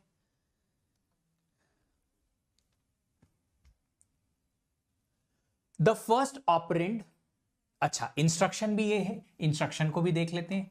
ADD, एड मतलब addition, A of R0, (B। देखो यार, एक बार को लेके तो समझ में आ रहा है कि ये तो एडिशन के लिए, एक ऑपरेंड ये है, कॉमा दूसरा ऑपरेंड ये है, 2 ही ऑपरेंड मेंशन्ड है। तो क्या मैं बोल सकता हूं कि ये 2 एड्रेस टाइप का इंस्ट्रक्शन का कुछ तो रिप्रेजेंटेशन है, एडिशन, ऑपकोड और 2 अलग अलग एड्रेस। ठीक है, एडिशन करना है, 2 एड्रेस अगर हैं तो मैंने ये क्लियर कट बताया था कि 2 ऑपरेंड में से एक ऑपरेंड ऐसा होगा जो सोर्स भी होगा, डेस्टिनेशन भी होगा, मतलब वहां से आप इनपुट रीड भी करोगे और वहीं पे रिजल्ट लिखोगे भी सही। यहां क्वेश्चन में मेंशन है वो बात, the first operand which is destination, A of R0, तो ये आपका डेस्टिनेशन भी है। इसका मतलब है कि इसी में आपके पास में रिजल्ट स्टोर होगा। जब रिजल्ट जनरेट हो जाएगा तो इसी फर्स्ट ऑपरेंड में ही रिजल्ट स्टोर होगा। आगे पढ़ते हैं, क्या दे रखा है आगे है, uses this operand destination uses indexed addressing mode. इसमें जो एड्रेसिंग मोड यूज हो रहा है वो इंडेक्स्ड मोड यूज हो रहा है। इंडेक्स्ड मोड क्या होता है जरा बताइएगा सर? इंस्ट्रक्शन में आता है बेस एड्रेस, ये दे रखा है ए बेस एड्रेस, और एक रजिस्टर में आता है इंडेक्स वैल्यू, ये रहा R0 इंडेक्स वैल्यू। दोनों को ऐड करते हैं तो क्या मिलता है? इफेक्टिव एड्रेस मिलता है। अब ये डेफिनेशन पता होगी तभी तो क्वेश्चन सॉल्व होगा बेटा। इंडेक्स मोड में कहां से क्या मिलता है ये पता होनी चाहिए ना। चलो, इंडेक्स मोड ये यूज कर रहा है। The second operand which is only source @B, ये रहा सेकेंड ऑपरेंड ये वाला, it uses indirect addressing mode. Indirect addressing mode में क्या होता है कि 2 बार का मेमोरी एक्सेस करने पे आपको ऑपरेंड मिलता है, ये सबको पता है। आगे A and B are memory addresses, of course मैंने बताया A इंडेक्स मोड के लिए बेस एड्रेस है, B इनडायरेक्ट मोड के लिए इफेक्टिव एड्रेस का एड्रेस है। ठीक है, आगे बढ़ते हैं। Residing at second and third word respectively, मतलब जो ये 3 वर्ड का इंस्ट्रक्शन है, इस 3 वर्ड के इंस्ट्रक्शन में पहले वर्ड में कुछ है, सेकेंड वर्ड में खाली एड्रेस A है, दूसरे वर्ड में एड्रेस B। ठीक है, आगे the first word of instruction specifies op code, index register designation, source and destination addressing mode.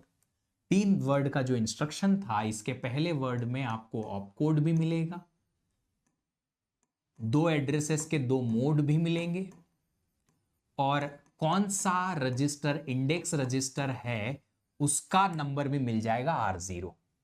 तो अगर बाइनरी में इंस्ट्रक्शन देखो इसी चीज को तो कुछ ऐसा दिखेगा, op code, mode, index register का नंबर पहले वर्ड में लिखा गया, एड्रेस ए सेकंड वर्ड में, एड्रेस बी थर्ड वर्ड में, ऐसे करके 3 वर्ड का इंस्ट्रक्शन बना।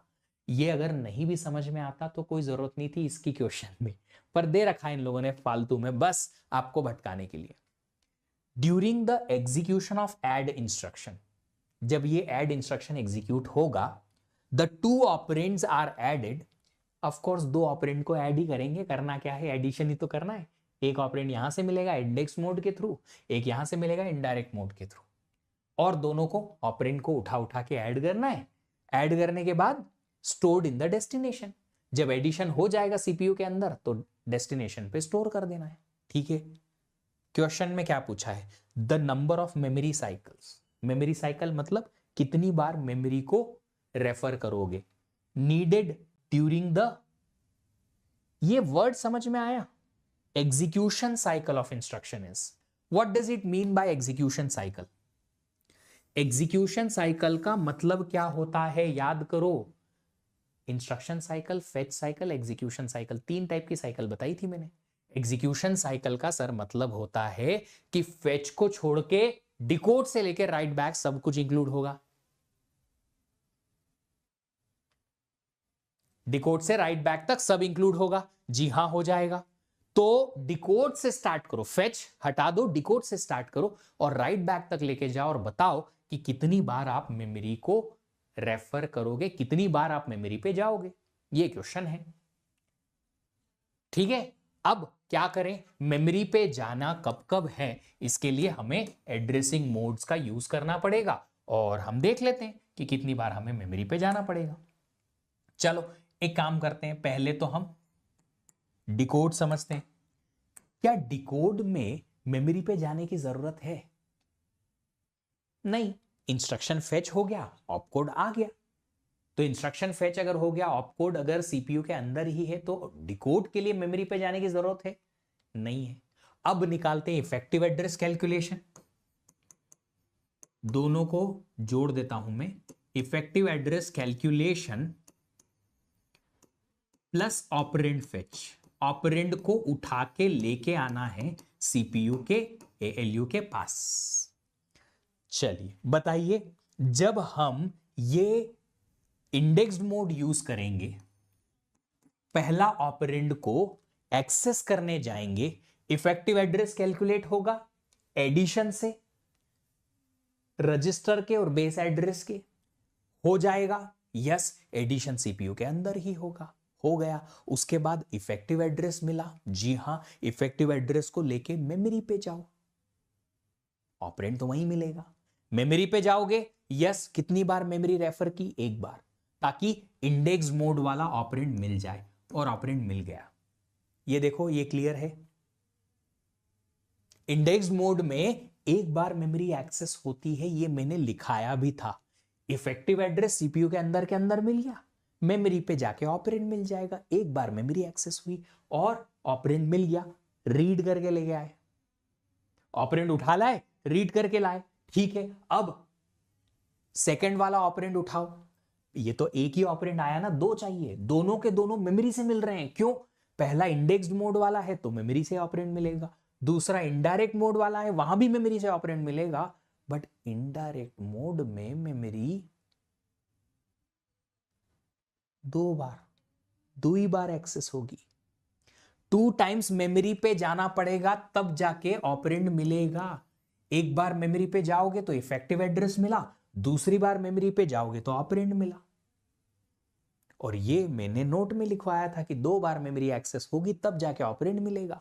मिल गया तो एक बार पहला ऑपरेंड उठाने के लिए, 2 बार दूसरा ऑपरेंड उठाने के लिए आपको मेमोरी पे जाना पड़ेगा। आगे क्या करें? आगे एग्जीक्यूट कर दो। एग्जीक्यूशन में जो दो ऑपरेंड आप उठा उठा के लेके आए हो उनका एडिशन होगा, वो तो सीपीयू के अंदर, एएलयू के अंदर होगा। एडिशन के बाद रिजल्ट कहां स्टोर होगा? एक्यूमुलेटर में स्टोर होगा। उस एक्यूमुलेटर को राइट बैक कहां करना है? डेस्टिनेशन पे करना है। तो जब हम राइट बैक पे जाएंगे, डेस्टिनेशन कहां है? डेस्टिनेशन सर मेमोरी में है। कैसे पता? क्वेश्चन में मेंशन है पहला ऑपरेंड डेस्टिनेशन है और ये ऑपरेंड मेमोरी से हम रीड करके लाए थे इंडेक्स मोड के थ्रू। तो एक बार और मेमोरी एक्सेस होगी, जी हां, और ऑपरेंड राइट बैक हो जाएगा। बताइए टोटल कितने दफा आपने मेमोरी रीड या राइट की? 1+1+2 टोटल 4 बार, 4 टाइम्स आपको मेमोरी एक्सेस करने मिलेगी। सर एक बार इफेक्टिव एड्रेस के लिए और एक बार ऑपरेंड के लिए, जी हाँ। कॉलेज में प्लेसमेंट ना हो तो क्या करें? ये तो आप पे डिपेंड करता है कि आपका टारगेट क्या है। प्लेसमेंट ढूंढने या तो बाहर जाओ बड़ी सिटी में, या फिर एमटेक या मास्टर्स करने जाओ, या कुछ छोटी मोटी जॉब पकड़ लो अपनी होम टाउन में। कुछ तो टारगेट सेट करना पड़ेगा अपनी जिंदगी के लिए। आंसर आएगा इस क्वेश्चन का 4।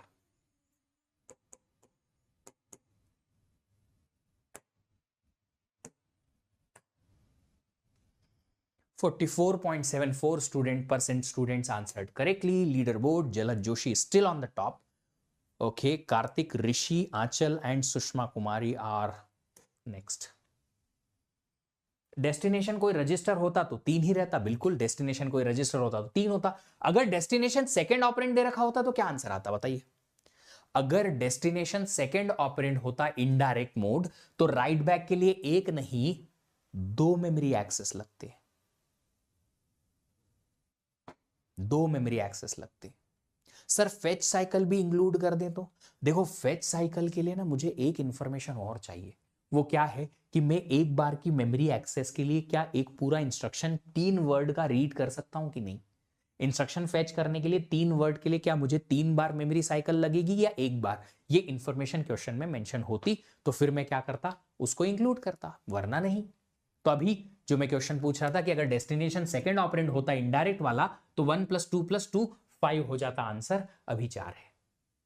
सर क्वेश्चन का फर्स्ट सेंटेंस, हाँ, consider a 3 word machine instruction. क्या स्टेटमेंट में 3 वर्ड का मशीन इंस्ट्रक्शन है? ये रहा, ये है पहला स्टेटमेंट।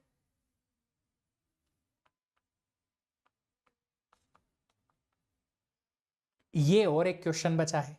ये क्वेश्चन इसी क्वेश्चन से एक्चुअली मैंने इंस्पायर होके बनाया है और ये क्वेश्चन आपको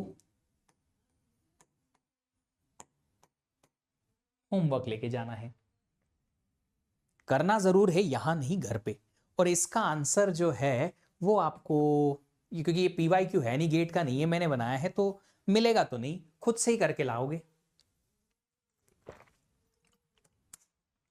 मैं अपने होमवर्क क्वेश्चंस को ये कहता हूं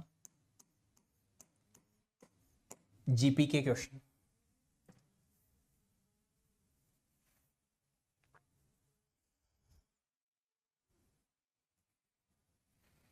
तीन वर्ड का मशीन इंस्ट्रक्शन मतलब कि एक इंस्ट्रक्शन का साइज है 3 वर्ड का। अब एक वर्ड का साइज बाइट में बिट में कितना है मुझे नहीं पता, क्वेश्चन में बताया भी नहीं है। फुल फॉर्म घर पे करो, घर पे करो क्वेश्चन। चलिए हम स्टार्ट करेंगे यहां पे सीपीयू, सीपीयू चैप्टर स्टार्ट करेंगे।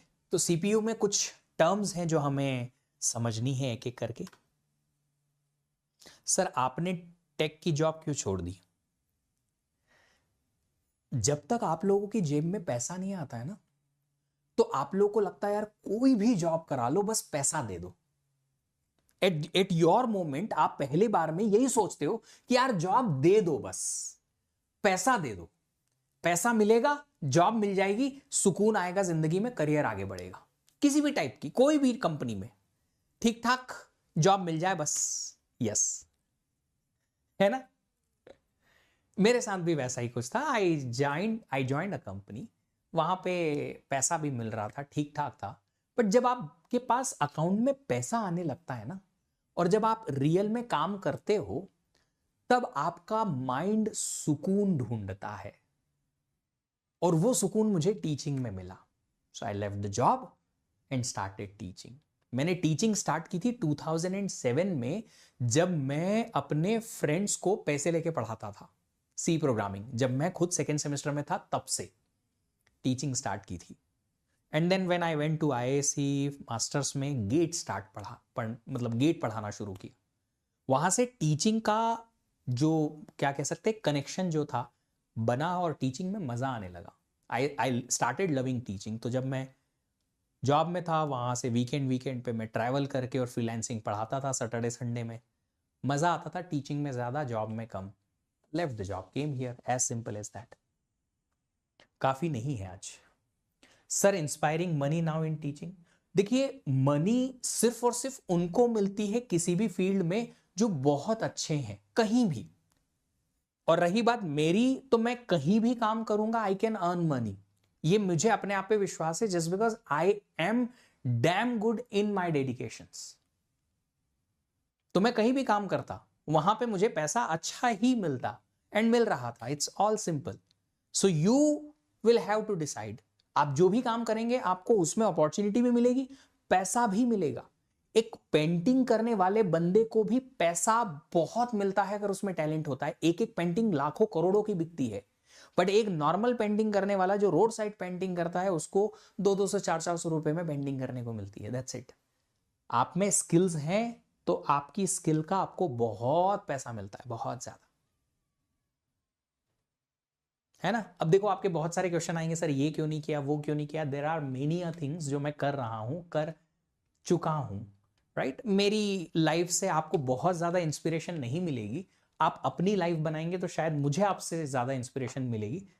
आपकी लाइफ के लिए ये पढ़ लेते हैं, है ना। चलिए,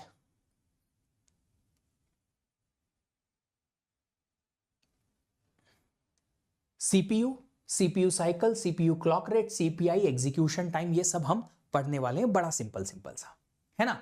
तो सबसे पहले सीपीयू क्या करता है। सीपीयू ऑपरेशन परफॉर्म करता है। किस चीज का ऑपरेशन परफॉर्म करता है, जो भी हम बोलते हैं वो कर देता है।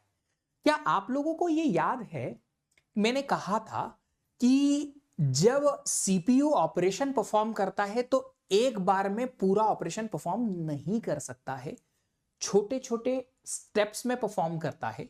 और एक स्टेप को हम सीपीयू का माइक्रो ऑपरेशन कहते हैं। Do you remember that. Suraj babu, मैं जिम नहीं जाता, मैं खुद की फिटनेस क्लास चलाता हूं बैंगलोर में।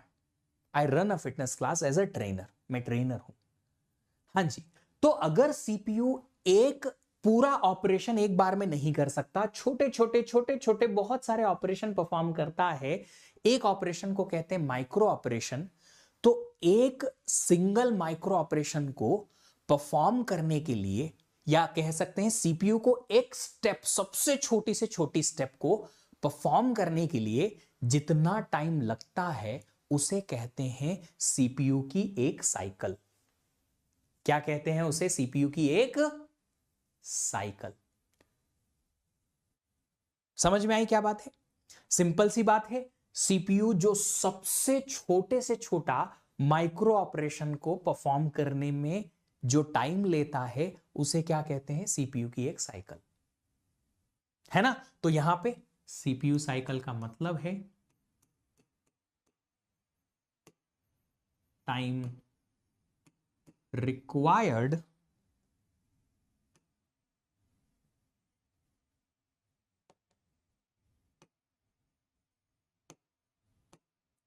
to perform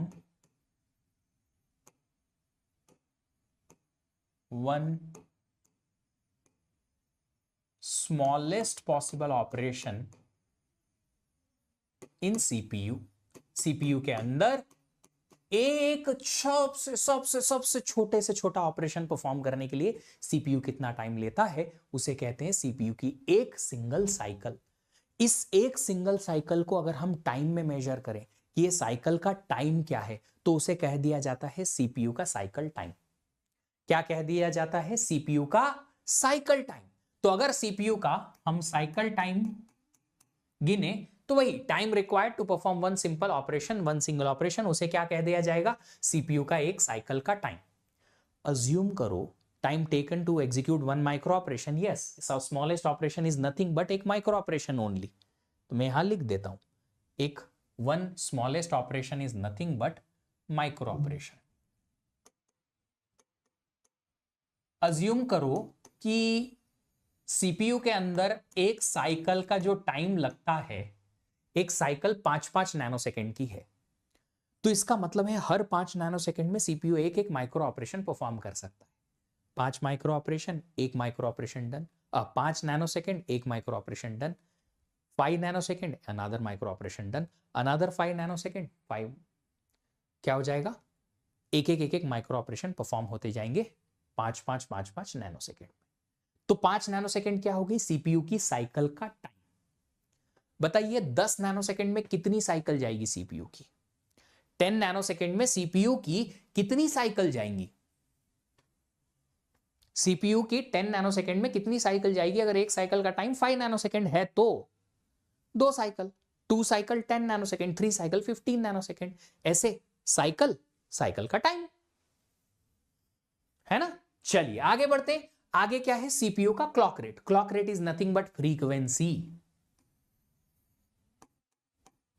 फ्रीक्वेंसी होती है क्लॉक रेट।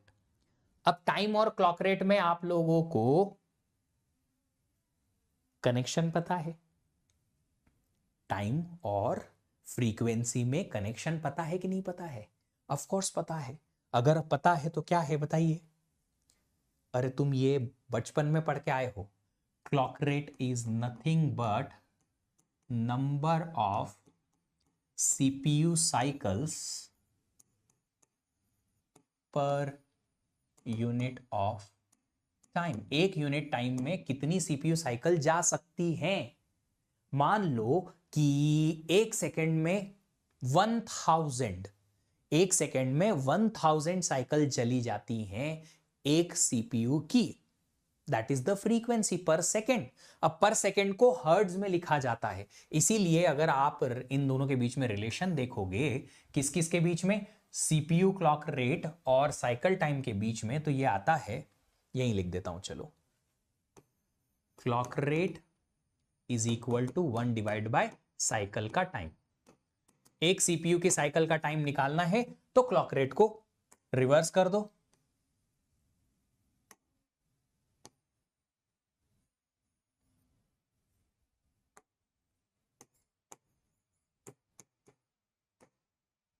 यहां से आपको साइकिल टाइम निकल जाएगा, निकल जाएगा।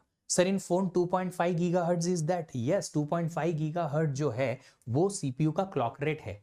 तो कितनी 2.5 गीगाहर्ट्ज है, मतलब कि आपकी एक साइकिल का टाइम इतना होगा।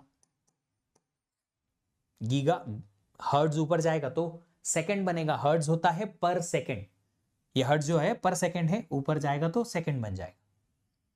ठीक है।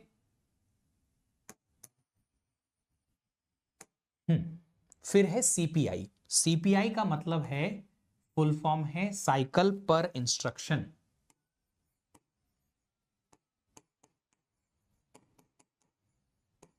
फुल फॉर्म है बस। क्या मतलब है, एक इंस्ट्रक्शन को सीपीयू में एग्जीक्यूट करने के लिए उसकी कितनी नंबर ऑफ साइकिल लगती हैं, ये नंबर है। नंबर है, ये क्या है, number. Number of CPU cycles to execute one instruction. पर इंस्ट्रक्शन लिखा है, हां, एक इंस्ट्रक्शन को एग्जीक्यूट करने के लिए कितनी नंबर ऑफ सीपीयू साइकिल लगेंगी। क्या होता है ये, सीपीआई। ये वर्ड जो है ना आपको बहुत अच्छे से याद रखना है, क्योंकि पाइपलाइन चैप्टर में भी बहुत यूज में आएगा। CPI will very for each instruction, of course. हर एक इंस्ट्रक्शन का टाइप अलग होता है, हर एक इंस्ट्रक्शन का एग्जीक्यूशन की स्टाइल अलग होती है, तो हर एक इंस्ट्रक्शन के लिए सीपीआई अलग होगा। ये ऑन एन एवरेज समझ लो कि एवरेज सीपीआई कुछ तो होती होगी। एक इंस्ट्रक्शन को एग्जीक्यूट करने के लिए on an average let's say 5 cycle लगती है। तो ये सीपीआई इज समथिंग, एक इंस्ट्रक्शन को एग्जीक्यूट करने के लिए कितनी साइकिल लगी। एक टाइप के इंस्ट्रक्शन के लिए कुछ होगा, दूसरे के लिए हो सकता है सीपीआई अलग हो, ऑन एन एवरेज कुछ और हो। यूनिटलेस ऑफ कोर्स नंबर है ना बेटा, number of CPU cycles to execute one instruction, 5 cycle की, 10 साइकिल की, 15 साइकिल, कितनी? चलो मान लो कि एक सीपीयू में हमने एवरेज सीपीआई निकाल ली कि एक सीपीयू में एवरेज सीपीआई लेट से आया 4, कि एक इंस्ट्रक्शन को एग्जीक्यूट करने के लिए 4 साइकिल लगती है और एक एक साइकिल का टाइम है 5 नैनोसेकंड का। 4 नंबर ऑफ साइकिल सीपीआई आ गई, 4 साइकिल एक इंस्ट्रक्शन को एग्जीक्यूट करने में लगी, एक एक साइकिल का टाइम है 5 नैनोसेकंड। तो बताइए एक इंस्ट्रक्शन को एग्जीक्यूट करने के लिए कितना टाइम लगेगा? एग्जीक्यूशन का टाइम अगर निकालना है तो कितना आएगा बताइए? एग्जीक्यूशन टाइम तो हम लिखेंगे वन इंस्ट्रक्शन एग्जीक्यूशन टाइम क्या आ जाएगा? उस इंस्ट्रक्शन को एग्जीक्यूट करने के लिए साइकिल कितनी लगी, सीपीआई, इनटू एक साइकिल का time.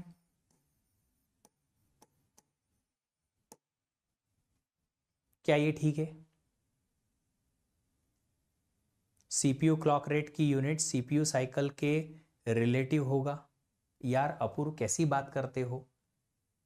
Clock rate, cycle time, time और क्लॉक रेट एक दूसरे के इनवर्स होते हैं। ऑफ कोर्स सीपीआई से क्लॉक रेट का कोई लेना देना नहीं, डायरेक्टली तो नहीं अभी। सीपीआई इंटू 1 क्लॉक साइकिल का टाइम, 1 साइकिल का टाइम, ये आ गया एक इंस्ट्रक्शन का एग्जीक्यूशन टाइम। इसी फॉर्मूला को मैं ऐसे भी तो लिख सकता हूं कि नहीं नहीं sir, CPI into 1 divide bye clock rate, क्योंकि साइकिल टाइम निकालने के लिए हम 1 डिवाइड बाय क्लॉक रेट लिख सकते हैं। ये यहां से निकल जाएगा, एक इंस्ट्रक्शन को एग्जीक्यूट करने का टाइम आ गया।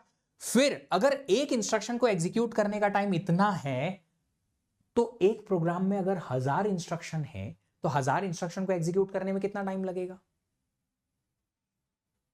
इसमें 1000 का मल्टीप्लाई कर दो। तो अगर हम यहां से आपसे पूछें n नंबर ऑफ इंस्ट्रक्शंस का एग्जीक्यूशन टाइम अगर निकालना है तो कितना आएगा? क्या बोलोगे? n इंटू एक इंस्ट्रक्शन को एग्जीक्यूट करने के लिए कितनी साइकिल लगी वो, इंटू एक सीपीयू की साइकिल का टाइम। इसी फॉर्मूला को सर आप क्लॉक रेट के फॉर्म में लिख दो, n into CPI into 1 divide bye CPU का क्लॉक रेट। ये भी वही चीज है, n नंबर ऑफ इंस्ट्रक्शन को एग्जीक्यूट करने के लिए इतना टाइम लगेगा। देखो जरा, यही आएगा।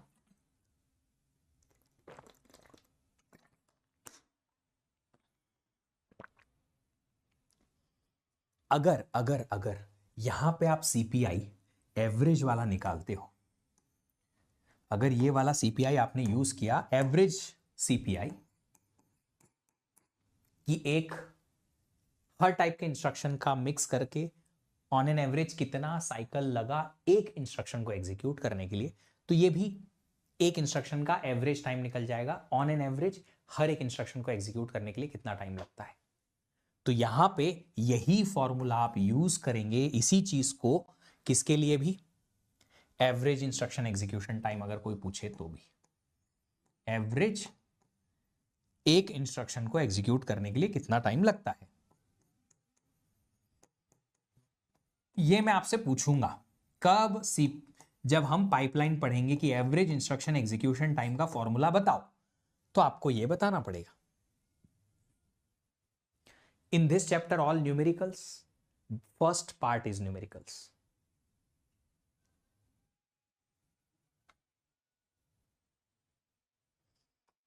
चलिए आज इतना पढ़ते हैं, कल फिर MIPS देखेंगे, सीपीआई कैसे निकालते हैं वो देखेंगे, एक न्यूमेरिकल इस चैप्टर से आया था वो देखेंगे, ALU पढ़ेंगे, और कल ही हम पढ़ेंगे एक बहुत ही बेहतरीन सा टॉपिक जिसका की नाम है डेटा पाथ।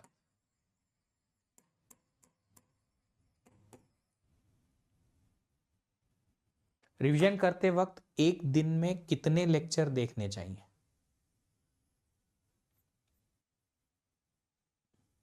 एक दिन में कितने लेक्चर देखना चाहिए मतलब देखो, एक सब्जेक्ट 2 घंटे देखो, अगला सब्जेक्ट 2 घंटे, अगला सब्जेक्ट, मैक्सिमम 3 सब्जेक्ट, 2-2 घंटे के एक लेक्चर देख लो। तीनों घंटे जो आपने तीनों लेक्चर्स पढ़े हैं उनके रिवीजन कर लो, बस ये करना है। क्लॉक रेट रिपीट कर दीजिए, कल पढ़ेंगे और डिटेल में बात करूंगा क्लॉक रेट के बारे में अच्छे से, ठीक है? तब तक आप इतना तो याद रखिए, clock rate is nothing but frequency है सीपीयू की। साइकिल टाइम को आप, sir is CPU is third lesson, हाँ जी, थर्ड चैप्टर है सीपीयू हमारा, चैप्टर नंबर 3 है CPU, CPU and control unit. अगले 2 दिन 2.5 दिन और हम इसमें स्पेंड करेंगे, खत्म। Thank you Suraj, thank you. आप लोग आज का पूरा लेक्चर रिकॉल करके आइए। आज मोस्टली हमने सिर्फ क्वेश्चन ही सॉल्व किए हैं एड्रेसिंग मोड के, और सीपीयू का बेसिक ही बस देखा है। तो हम कल से सीपीयू को और जो भी हमारे न्यूमेरिकल्स है वो पढ़ेंगे, उसके प्लस डेटा पाथ स्टार्ट करेंगे और वहां से कंट्रोल यूनिट हम स्टार्ट करेंगे। मजा आएगा। टेलीग्राम कैसे ज्वाइन करें यार? विश्वदीप सर PW के नाम से टेलीग्राम है, ले लो, देख लो टेलीग्राम की।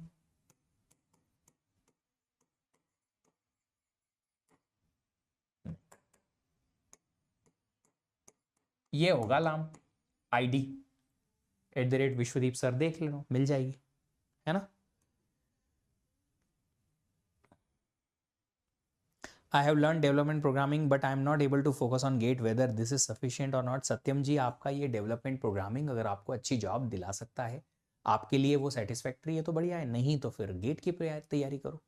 Thank you so much, thank you. Happy learning, enjoy करते रहो। कल रिवीजन करके जरूर आना, कम से कम ये जो सीपीयू जो बात की है उतना तो करके आ ही जाना। बाकी का हम एक क्वेश्चन जो होमवर्क में दिया है मैंने वो भी सॉल्व करके जरूर लेके आना, वो डिस्कस करेंगे, सीपीयू को आगे बढ़ाएंगे। Thank you, thank you, thank you, bye bye.